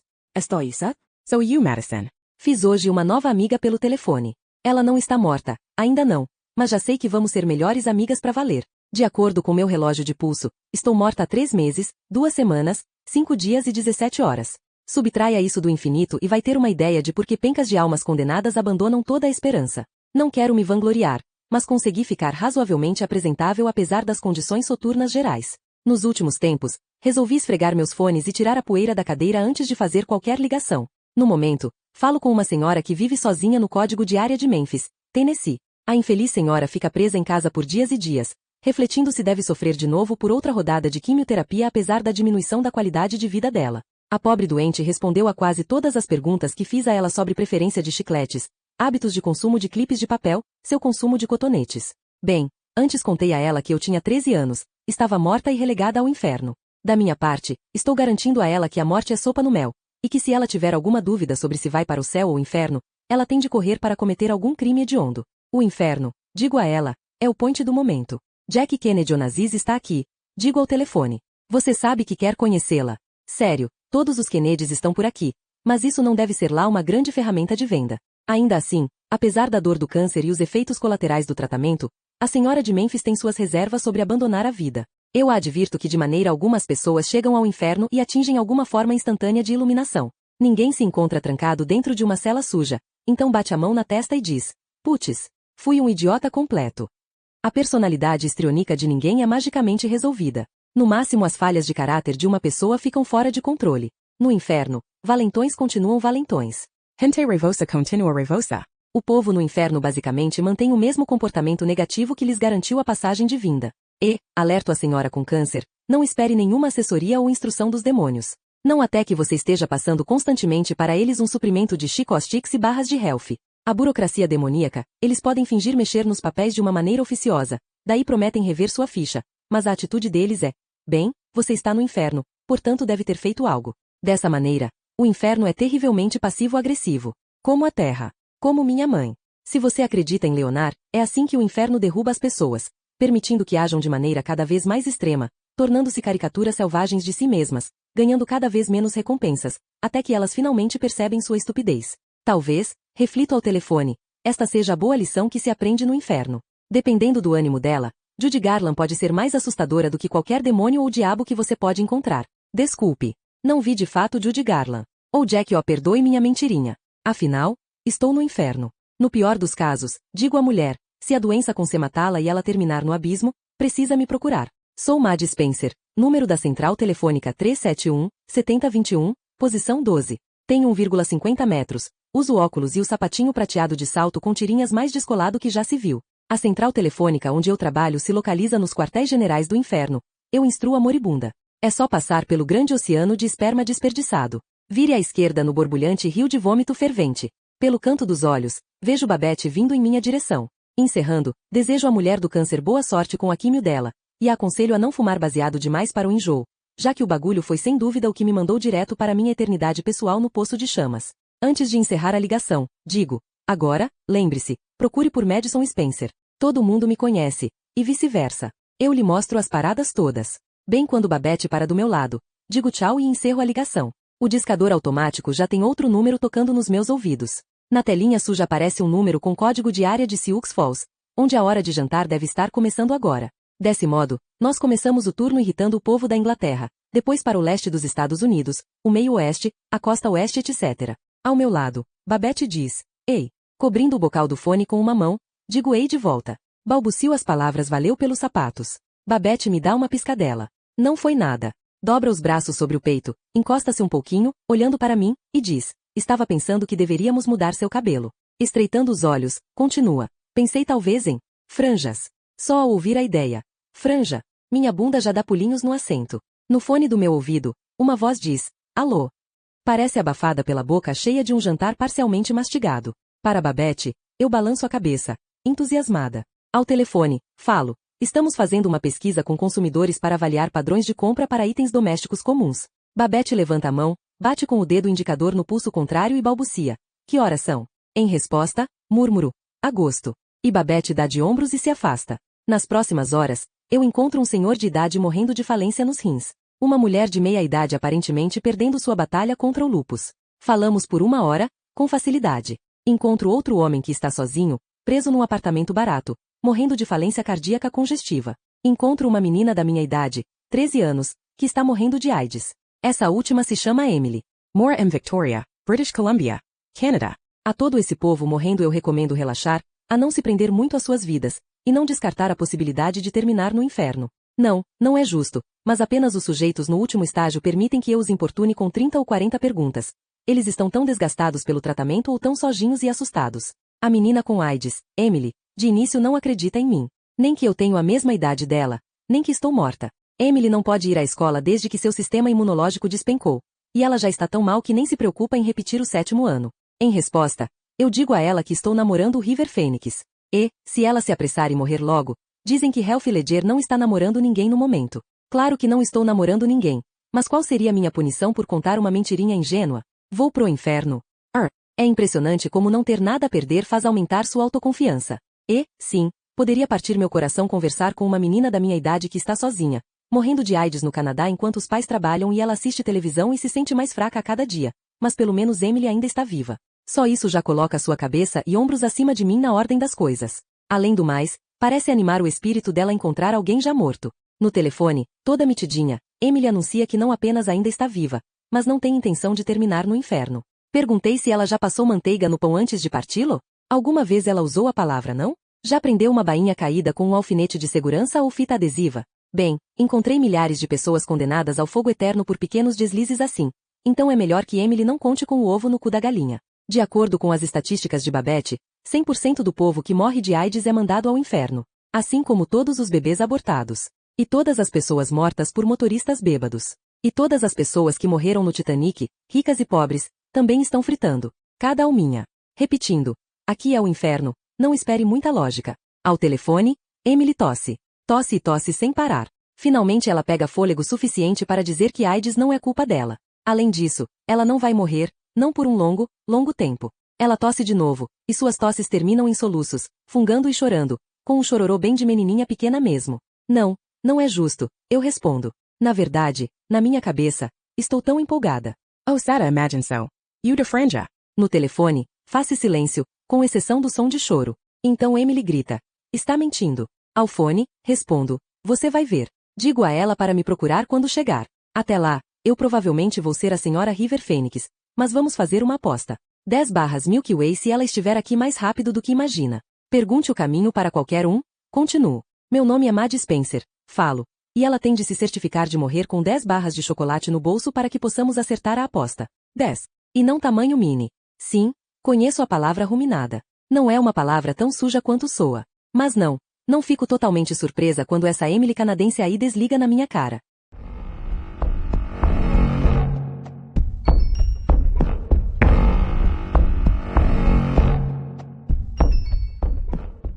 Capítulo 17.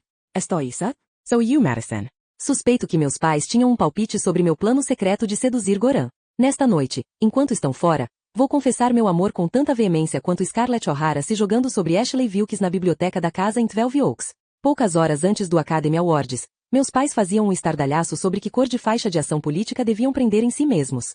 Rosa para câncer de mama. Amarelo para trazer os soldados para casa. Verde, para mudança climática. Só que o vestido da minha mãe era mais laranja do que carmim, então qualquer protesto simbólico iria ser um conflito. Minha mãe dobra uma faixa vermelha, segurando contra seu vestido. Estudando o efeito no espelho, ela diz: as pessoas ainda pegam AIDS? Não ria. Mas parece tão. 1989 nós três, ela, eu e meu pai, estamos na suíte de hotel, esperando na calmaria entre o cerco do exército de Stilis e a chegada do Prius. Meu pai chama Maddie e, com uma das mãos, estende um par de abotoaduras douradas. Eu me aproximo com a mão estendida, a palma para cima. Meu pai joga as abotoaduras na palma da minha mão. Então ele puxa os punhos franceses, estendendo as duas mãos, com o pulso virado para cima, para que eu as coloque e as feche. São abotoaduras minúsculas que algum produtor deu a todo mundo como presente de encerramento depois das filmagens do último filme da minha mãe. Meu pai pergunta: Maddie, você sabe de onde vêm os bebês? Em teoria, sim. Eu entendo a bagunça toda de óvulo e espermatozoide, além de toda essa alegoria antiga sobre encontrar bebês debaixo das folhas de repolhos ou cegonhas trazendo-os. Mas só para forçar o que é obviamente uma situação desconfortável, falo: bebês? Mamãe, papai. Inclinando minha cabeça de uma maneira de certa forma atraente, abro bem os olhos e digo: não é o diretor de casting que os traz? Meu pai dobra um braço, puxa o punho da camisa daquela mão e olha para o relógio de pulso. Olha para minha mãe. Sorri com cansaço. Minha mãe solta sua bolsa de mão na cadeira do hotel e dá um suspiro profundo e pesado. Ela se joga na cadeira e bate nos joelhos, um gesto para eu me aproximar. Meu pai se levanta, caminha para ficar bem ao lado da cadeira dela. Então se abaixa para sentar-se no braço da cadeira. Os dois formam um quadro de beleza e elegância. Estão meticulosamente vestidos em seu smoking e vestido. Cada fio de cabelo no lugar exato. Os dois juntos estão tão prontos para um retrato que não posso resistir a bagunçar com o estado zen deles. Dedicadamente, cruzo o quarto de hotel e me sento no tapete oriental aos pés da minha mãe. Já estou usando uma bermuda saia de tweed, a blusa rosa e o suéter para meu tão planejado encontro com Goran. Encaro meus pais com olhos ingênuos de terrier. Olhos grandes de animação japonesa. Então, quando um homem ama muito, muito uma mulher, meu pai diz. Minha mãe pega a bolsinha de noite do assento ao lado dela. Abrindo o fecho, ela tira um frasco de pílula. Caram Xanax, Maddie? Balanço a cabeça dizendo que não. Com suas mãos feitas perfeitamente na manicure, minha mãe faz a performance de abrir o frasco e jogar 2 pílulas em suas mãos. Meu pai se estica do poleiro do braço da cadeira. Em vez de dar a ele uma das pílulas que segura, ela vira mais 2 do frasco. Os dois colocam as pílulas na boca e as engolem a seco. Então, meu pai diz, quando um homem ama muito, muito uma mulher, ou, minha mãe acrescenta, lançando um olhar a ele, quando um homem ama um homem ou uma mulher ama uma mulher. Nos dedos de uma mão, ela brinca com a faixa vermelha de gorgorão. Meu pai assente. Sua mãe está certa. Lá acrescenta, ou quando um homem ama 2 mulheres, ou 3 mulheres, nos bastidores depois de um grande show de rock. Ou, minha mãe diz, quando um bloco de celas inteiro com presidiários ama muito, muito um novo detento. Ou, meu pai interrompe, quando um motoqueiro de gangue viciado em metanfetamina do sudoeste dos Estados Unidos ama muito, mas muito mesmo, uma ciclista bêbada. Sim, sei que o carro está esperando. O Prius. Na avenida da premiação, algum pobre manobrista de talentos está sem dúvida mudando a hora de chegada deles. Apesar de todos esses fatores de estresse, eu simplesmente franzo minha testa pré-adolescente numa expressão confusa que meus pais, cheios de botox, só podem invejar. Mudo meu olhar de um lado para o outro entre os olhos da minha mãe e do meu pai, mesmo quando o Xanax torna seus olhos vidrados e fixos. Minha mãe levanta a cabeça mandando seu olhar sobre o ombro, para que seus olhos encontrem os do meu pai. Enfim, meu pai diz, ao inferno com isso. Enfiando uma mão no bolso da jaqueta, tira seu assistente pessoal digital, ou PDA, do bolso interno. Abaixa-se ao lado da cadeira, trazendo o computador minúsculo à altura do meu rosto. Abrindo a tela, ele tecla Ctrl mais Alt mais P e a tela é preenchida por nossa sala de mídia em Praga. Ele tecla até que a televisão tome toda a tela do computador. Então digita Ctrl mais Alt mais L e rola uma lista de filmes. Descendo na lista, meu pai seleciona um filme, e um toque depois a tela do computador se enche com um emaranhado de braços e pernas, testículos sem pelos pendurados e peitões de silicone balançando. Sim, posso ser virgem, virgem e morta, sem conhecimento carnal além das metáforas suaves dos romances de Bárbara Cartlan, mas ainda posso reconhecer uma teta falsa quando vejo uma. O trabalho de câmera é atroz. Por todo lado de 2 a 20 homens e mulheres lutam, freneticamente envolvidos em violar cada orifício presente com cada dedo, falo e língua disponível. Corpos humanos enteros parissem estar desaparecendo dentro de outros corpos. A luz é abismal, e o som obviamente foi administrado por amadores que não pertencem ao sindicato trabalhando sem um roteiro final decente. O que aparece para mim lembra menos um encontro sexual do que gente estrebuchando, se contorcendo, ainda não bem mortos e parcialmente decompostos ocupantes de um túmulo coletivo. Minha mãe sorri. Assentindo para a tela do PDA, ela diz, você entende, Mad? É daí que vêm os bebês. Meu pai acrescenta, e herpes. Antônio, fala minha mãe, não vamos por aí. Para mim, ela diz, jovenzinha, você tem certeza absoluta de que não quer um Xanax? No centro do minúsculo filme pornográfico, a orgia horrenda é interrompida. As palavras recebendo chamada se sobrepõem aos corpos emaranhados. Uma luz brilhante pisca no topo do PDA e uma campainha aguda toca. Meu pai diz espere, e leva o PDA ao ouvido, onde a pavorosa reunião de membros entrelaçados e genitais se contorcem contra sua bochecha. Pênis gravados irrompem seu vil escarro perigosamente perto dos olhos e da boca. Respondendo à chamada, ele diz, alô? Ótimo. Estaremos lá embaixo em um segundo. Balanço a cabeça novamente. Não, obrigada. Para o Xanax. Minha mãe já começou a revirar de novo dentro de sua bolsa de noite. Este não é seu presente real de aniversário. Fala, mas em todo caso. O que ela me passa é um maço enrolado de plástico brilhante ou vinil, impresso com a estampa repetida de um gato de desenho animado. O plástico é tão liso que poderia estar molhado, liso demais para se segurar. Então, assim que eu me estico para pegar da mão dela, o rolo escorrega e cai ao chão, desdobrando-se para revelar uma série aparentemente interminável da mesma cara de gato. A longa faixa plástica, acolchoada em quadradinhos, segue da minha mão para o chão. Tem um cheiro de hospital, de látex. Então meus pais se vão. Saem pela porta da suíte do hotel antes que me dê conta disso. Estou segurando um suprimento de 4 metros de comprimento de camisinhas da Hello Kitty.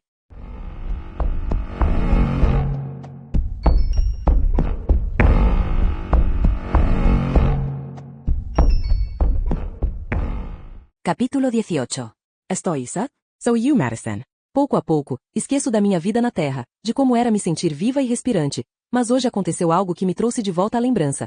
Talvez não de tudo, mas pelo menos me fez perceber o quanto posso estar esquecendo. Ou suprimindo. O discador automático computadorizado do inferno torna prioridade máxima ligar para números da lista de não chamar do governo federal. Posso praticamente farejar o assado de atum enriquecido com mercúrio no hálito dessas pessoas cujo jantar interrompi, mesmo através da fibra ótica ou qualquer que seja a linha de telefone que conecta a Terra ao inferno, quando gritam para mim.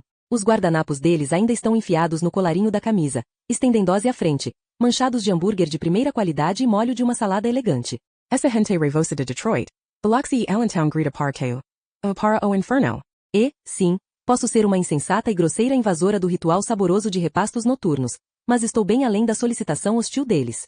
Neste dia, ou mês, ou século, estou presa à minha estação de trabalho, ouvindo gritos e perguntando às pessoas sobre a preferência de consumo em relação a canetas esferográficas, quando algo novo acontece. Uma chamada telefônica vem através do sistema. Uma chamada em espera. Enquanto uns pamonhas que comem bolo de carne gritam comigo, um bip soa na minha cabeça. Algum tipo de som de espera telefônica.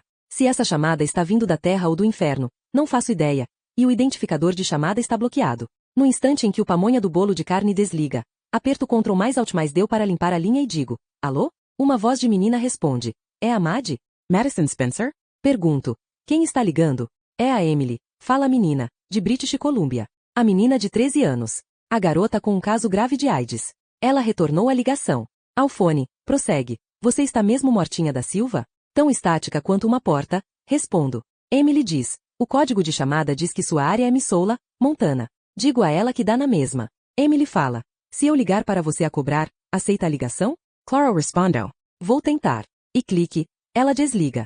Verdade que não é totalmente ético fazer ligações pessoais do inferno, mas todo mundo faz. Do meu lado, o garoto punk, Archer, senta-se com o cotovelo de jaqueta de couro quase tocando meu cotovelo de suéter. Archer brinca com o alfinete de segurança, que pende da bochecha, enquanto fala ao fone.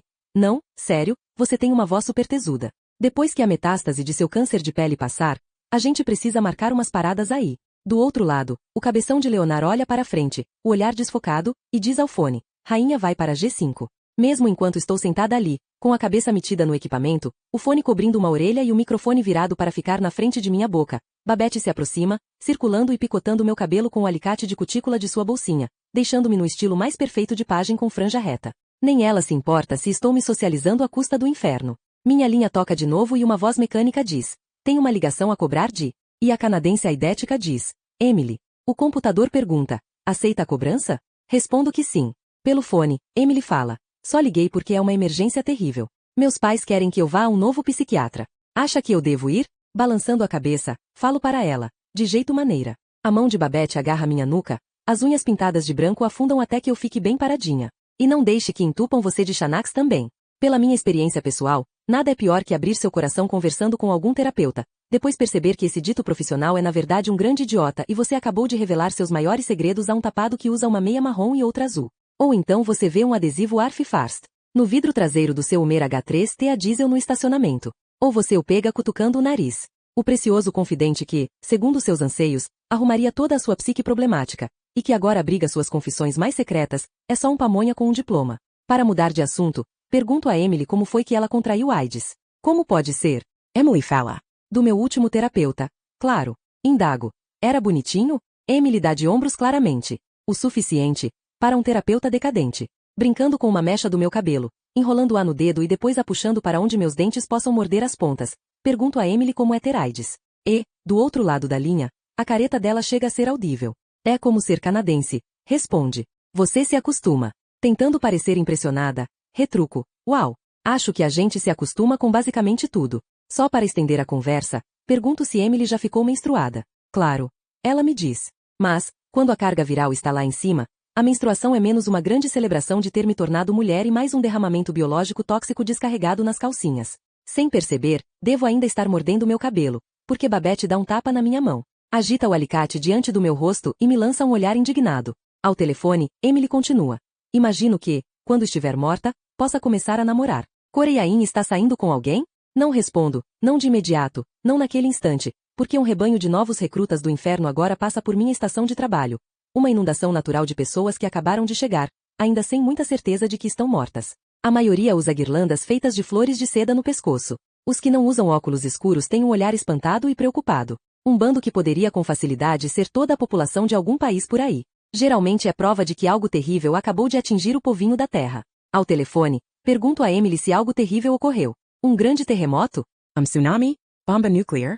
Uma represa explodiu? Do grande grupo de novatos espantados, a maioria parece usar camisas com estampas havaianas bem vivas e câmeras presas em alças no pescoço. Esse povo todo ostenta queimaduras vermelhinhas do sol, alguns com faixas de óxido de zinco sobre o nariz. Em resposta, Emily fala: um grande desastre de navio, tipo, 1 zilhão de turistas morreu por intoxicação alimentar ao comer uma lagosta podre. Por que quer saber? Por nada digo. Bem no meio do povo, aparece um rosto familiar. A face de um menino. Seus olhos brilham sob a sobrancelha pesada. O cabelo é grosso demais para pentear. No meu ouvido, Emily pergunta: como você morreu? Maconha? Respondo. Ainda olhando para o rosto do menino a meia distância, completo. Não estou bem certa. Estava muito chapada. Ao redor, Archer flerta com uma das líderes de torcida. Leonard dá checkmate em algum nerd vivo. Patterson pergunta a alguém na Terra em que posição os Raiders estão esta temporada. Emily prossegue: ninguém morre por causa de maconha. Insiste: qual é o último detalhe de que se recorda sobre sua vida? Sei lá, digo. Do outro lado dessa nova inundação de condenados, o menino vira o rosto. Seus olhos encontram os meus. Ele, da testa franzida e expressão ranzinza. Ele, dos lábios enraivecidos de Eatif. Emily indaga: mas o que foi que matou você? Digo que não sei. O garoto ao longe vira e começa a se afastar, esquivando-se e zigue-zagueando para escapar da multidão de turistas envenenados. Por reflexo, fico de pé, os fones ainda me prendendo à estação de trabalho. E, com um safanão no ombro, Babette me obriga a sentar de novo na cadeira e continua a picotar meu cabelo. Do que você se lembra? Emily pergunta. Goran respondeu. Eu me lembro de ver televisão, deitada no carpete de barriga para baixo, apoiada nos cotovelos, ao lado de Goran. Espalhadas no carpete ao redor, recordo de bandejas de serviço de quarto com comida pela metade, contendo anéis fritos de cebola e cheeseburgers. Minha mãe aparece na tela da TV. Havia prendido o laço rosa da campanha do câncer de mama no vestido e, quando os aplausos cessaram, disse: esta é uma noite muito especial, por diversos motivos. Foi nesta noite, há 8 anos, que minha preciosa filha nasceu. Jogada no carpete do hotel, entre comida fria e Goran, lembro de ter fervilhado de raiva. Era meu aniversário de 13 anos. Recordo das câmeras de TV cortando para mostrar meu pai, sentado na plateia, sorrindo orgulhoso para evidenciar os novos implantes dentários. Mesmo agora, morta e no inferno, totalmente pronta para ser flagrada por aceitar uma ligação a cobrar do Canadá, pergunto a Emily: no 2º ou 3º ano, você brincou de jogo de malho? Emily retruca: foi assim que você morreu? Não, digo a ela. Mas o jogo é tudo de que me lembro. E, sim, posso ser esquecida ou estar em negação, ou posso ter 5 anos a mais do que minha mãe gostaria que eu tivesse. Mas, enquanto observo a paisagem de camisas havaianas e guirlandas de flores falsas, e algumas das camisas em tons berrantes ainda salpicadas por vômito de comida envenenada, o rosto que vejo sumindo no inferno distante é o do meu irmão, Goran. Em contraste com a vestimenta espalhafatosa de cruzeiro tropical, Goran usa um macacão rosa, rosa-choque, com um tipo de número costurado em um dos lados do peito. Ao telefone, a voz ainda ao fundo em meu ouvido, Emily questiona: que jogo do malho é esse? Agora Goran, o dos lábios carnudos beijáveis e macacão rosa-choque, desaparece na multidão.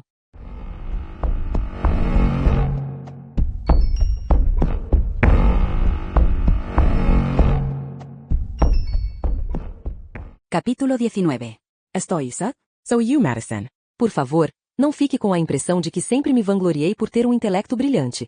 Pelo contrário, já tive uma boa cota de erros, quase nenhum relacionado com minha ideia errônea do que se constitui um malho. Foi alguma vadia da minha escola que me ensinou o jogo do malho. Na escola interna na Suíça, onde eu quase congelei até a morte, mas só perdi toda a pele das minhas mãos, algumas dessas meninas snobs sempre andavam juntas. 3 delas eram umas completas piranhas, sirigaitas e vagabas que falavam inglês e francês com o mesmo sotaque do sistema de posicionamento global do Jaguar do meu pai. Caminhavam na pontinha dos pés, cada passo cruzando levemente na frente um do outro, para provar que elas aprenderam vários anos de balé. Essas 3 meninas estavam sempre juntas, geralmente se cortando ou uma ajudando a outra a vomitar. Dentro da esfera insular do colégio interno, elas eram infames. Estava no meu quarto um dia, lendo Jane Austen, quando essas 3 bateram a porta e pediram para entrar. E, não, posso ter uma ocasional tendência antissocial gerada por anos testemunhando meus pais se aproveitando do público que vai ao cinema. Mas não sou tão grossa a ponto de mandar essas 3 colegas picarem a mula. Não, educadamente deixei de lado persuasão e convidei essas 3 vulgaretes para entrar e se sentar por uns momentos na minha austera, mas confortável cama de solteiro. Ao entrar, a primeira delas perguntou: conhece o jogo do malho? A segunda perguntou: onde está seu roupão de banho? A terceira disse: promete não contar a ninguém? Claro que eu fingi ter curiosidade. Com toda honestidade, não estava intrigada, mas, a pedido delas, mostrei o tal roupão e vi uma das galinhas tirar o cinto de pano branco das alças do roupão.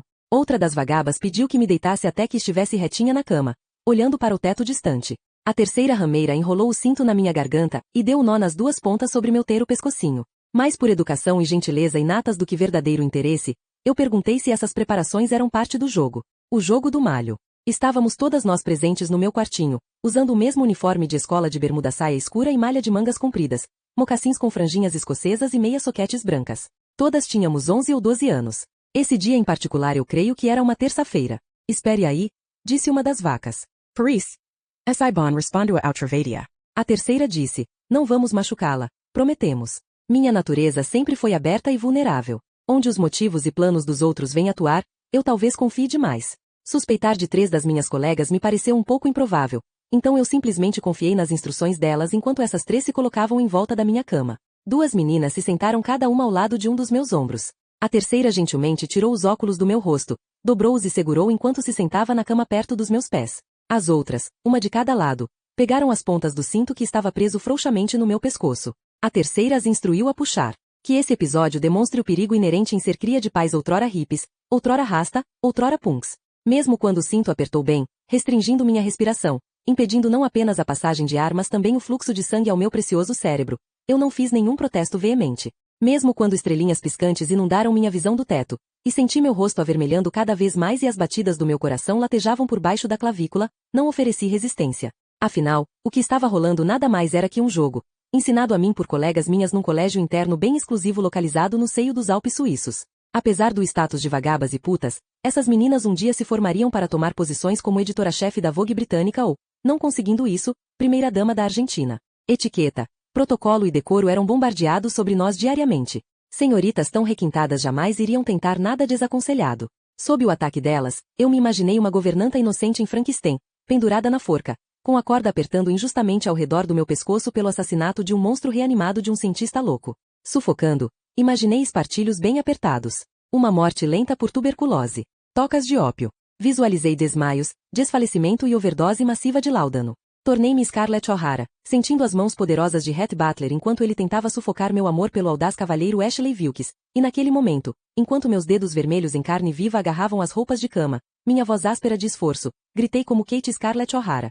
Tire as mãos de mim, seu brutamontes vil. Quando as estrelas piscantes preencheram minha visão, estrelas e cometas de todas as cores, vermelhos, azuis e dourados, o teto do quarto pareceu ficar cada vez mais perto. Em instantes, a batida do meu coração pareceu cessar, e meu nariz estava quase tocando o teto do quarto, que há poucos momentos estava tão alto sobre mim.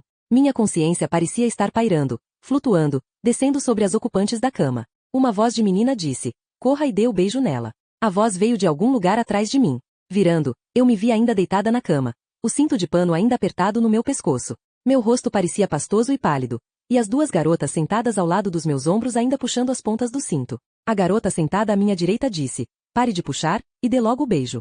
Outra menina disse, Eca. As vozes pareciam abafadas e enevoadas, a quilômetros de distância. A terceira, sentada próximo aos meus pés, abriu meus óculos e os colocou em seu próprio rosto presunçoso. Batendo os cílios e virando a cabeça de um lado para o outro afetadamente, ela disse, olhem para mim. Sou a filha gorda e feia de uma estrela idiota de cinema. Minha foto estava na capa da porcaria da revista People, e as vagabundas riram. Se me permite um momento de embaraço autoindulgente, eu estava horrível. A pele das minhas bochechas tinha inchado levemente, ficando estufada, parecida com um soufflé de damasco. Meus olhos, ligeiramente abertos, pareciam vidrados como a superfície de um creme brûlée caramelizado demais. Pior ainda, meus lábios estavam abertos, e minha língua puxada para a frente, verde como uma ostra crua, numa tentativa de escapar. Meu rosto, da testa ao queixo, variava em tom de um branco alabastro para um azul claro. A cópia de persuasão estava na cama, ao lado da minha mão azul. Enquanto ficava lá, observando tão alheia quanto minha mãe teclando para espiar as empregadas e ajustar a iluminação pelo notebook, não senti nem dor nem ansiedade. Não senti nada. Abaixo de mim, as 3 garotas desfizeram o cinto de pano do meu pescoço. Uma garota deslizou uma mão atrás da minha cabeça e virou meu rosto levemente, e outra respirou fundo e se inclinou. Seus lábios cobriram meus próprios lábios azuis. E, sim, eu sei que isso é uma experiência de quase morte. Entretanto, estava mais preocupada com meus óculos, que a garota sentada a meus pés usava. Ela disse, a sopra, forte. A menina inclinada sobre mim. Quando ela soprou ar na minha boca, Pareceu que eu caía do teto e aterrissava no meu corpo. Enquanto pressionava meus lábios, eu me vi mais uma vez ocupando o corpo deitado sobre a minha cama. Tassie. Minha garganta doeu. As 3 meninas riram. Meu quartinho, minhas cópias esfarrapadas de O Morro dos Ventos Uivantes e Northanger Abbey e Rebecca faiscavam e brilhavam. Meu corpo todo estava elétrico, pulsando e vibrando, tal como na vez em que fiquei pelada à noite na neve. Cada célula minha se enchia de uma nova vitalidade. Uma das piranhas, aquela que soprou na minha boca, disse: "Esse é o chamado beijo da vida." O hálito dela tinha cheiro de chiclete de erva doce. Outra menina disse: "É o jogo do malho." A terceira sugeriu: "Quer fazer de novo?" E, levantando minhas mãos fracas, levantando meus dedos frios e trêmulos para tocar minha garganta onde o cinto ainda estava sobre minha nova pulsação acelerada, assenti, de leve, mas repetidamente, sussurrando: "Sim." Como para o Sr. Rochester, sussurrei: "Minha nossa. Edward, por favor. Oh, sim.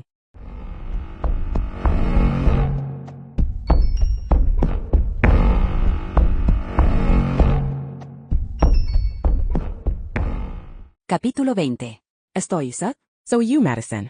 As pessoas dizem que o mundo é um lugar pequeno. Bom, no inferno esta deve ser a semana do Antiga Lar 6. Sério, todo o mundo parece me conhecer e vice-versa. É como semana do ex-aluno no meu colégio interno, quando todos os velhotes cambaleiam ao redor do campus, todos com olhos turvos. Para todo lugar que olho, parece que um rosto familiar retribui meu olhar. Meu pai lhe diria: "Quando você está filmando em locação, prepare-se para a chuva."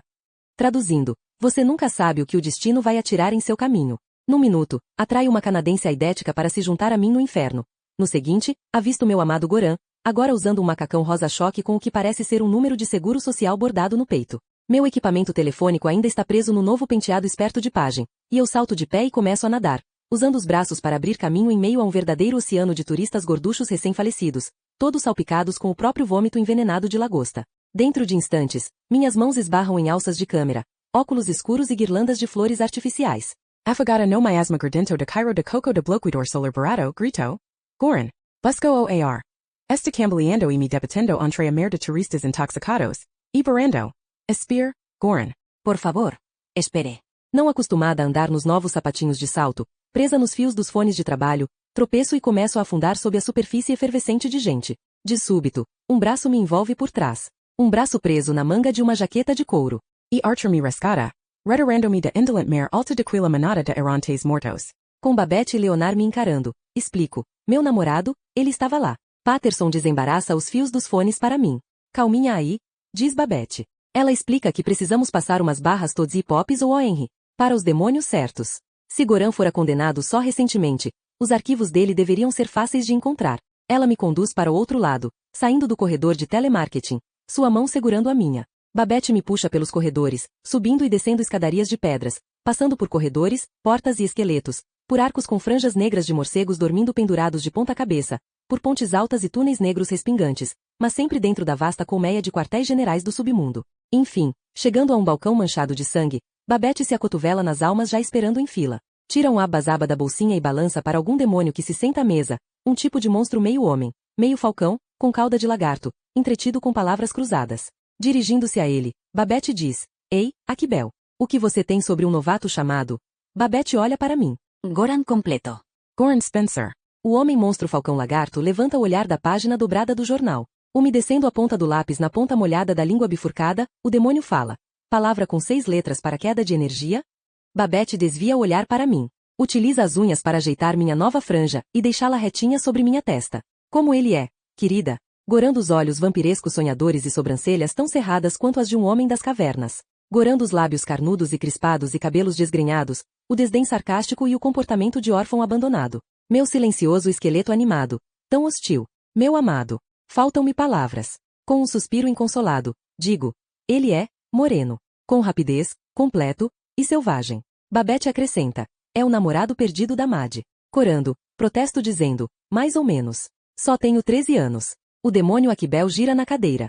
Virando para encarar uma tela empoeirada de computador, o demônio tecla Ctrl mais Alt mais F com as pontas das garras de falcão. Quando um cursor verde piscante aparece na tela, tecla Spencer, Goran. Odido indicador beta o enter. No mesmo instante, um dedo me bate no ombro. Um dedo humano. E uma voz frágil pergunta: "Você é a pequena Mad?" Parada atrás de mim, há uma velhinha curvada. "Por acaso você seria Madison Spencer?" O demônio se senta, o rosto apoiado nas mãos, os 2 cotovelos apoiados na mesa, vendo a tela do computador e esperando. Tamborila com impaciência uma garra no canto do teclado, e diz: odeio essa porra de dial-up. Pense na era glacial. Um segundo depois, o demônio Aquibel pega as palavras cruzadas de novo. Estudando-as, fala. Palavra de 4 letras para peões de jogo. A senhora idosa que cutucou meu ombro continua me olhando, os olhos reluzentes, o cabelo macio e bem penteado em montes tão brancos como tufos de algodão. Com voz trêmula, continua. O pessoal de telefonia disse que você poderia estar aqui. Sorri com a boca repleta de dentes perolados, dentadura brilhante. So Trudy. Senhora Albert Morenetti? A entonação se eleva um pouco, tornando-se uma pergunta. O demônio bate uma garra de falcão na lateral do monitor, xingando a si mesmo. E, sim, posso estar totalmente dedicada a localizar meu adorado Goran, personagem dos meus sonhos mais românticos, mas não estou alheia por completo às necessidades emocionais dos outros. Em especial, aqueles recentemente mortos após prolongadas doenças terminais. Jogando meus braços sobre o toquinho de velhinha encurvada, grito, Senhora Trudy. De Columbus, Ohio. Claro que me lembro da senhora. Puxando a bochecha enrugada e maquiada dela, continuo. Como está aquela coisa do câncer pancreático? Percebendo nossa situação presente, nós duas mortas e condenadas ao inferno pela eternidade, acrescento. Nada bem, imagino. Com um piscar de olhos azul celeste, a velhinha comenta. Você foi tão gentil e generosa conversando comigo. Seus dedos senes esticam minhas bochechas.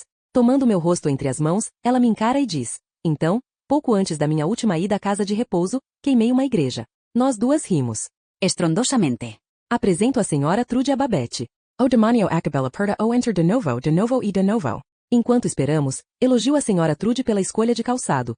Babuchas pretas de salto baixo. Além disso, usa um terninho de tweed cinza chumbo e um chapéu tirolês bem chique de feltro cinza, com uma pena vermelha enfiada na alça num ângulo vistoso. Isso sim é um traje que permanece sempre na moda apesar da eterna punição do inferno.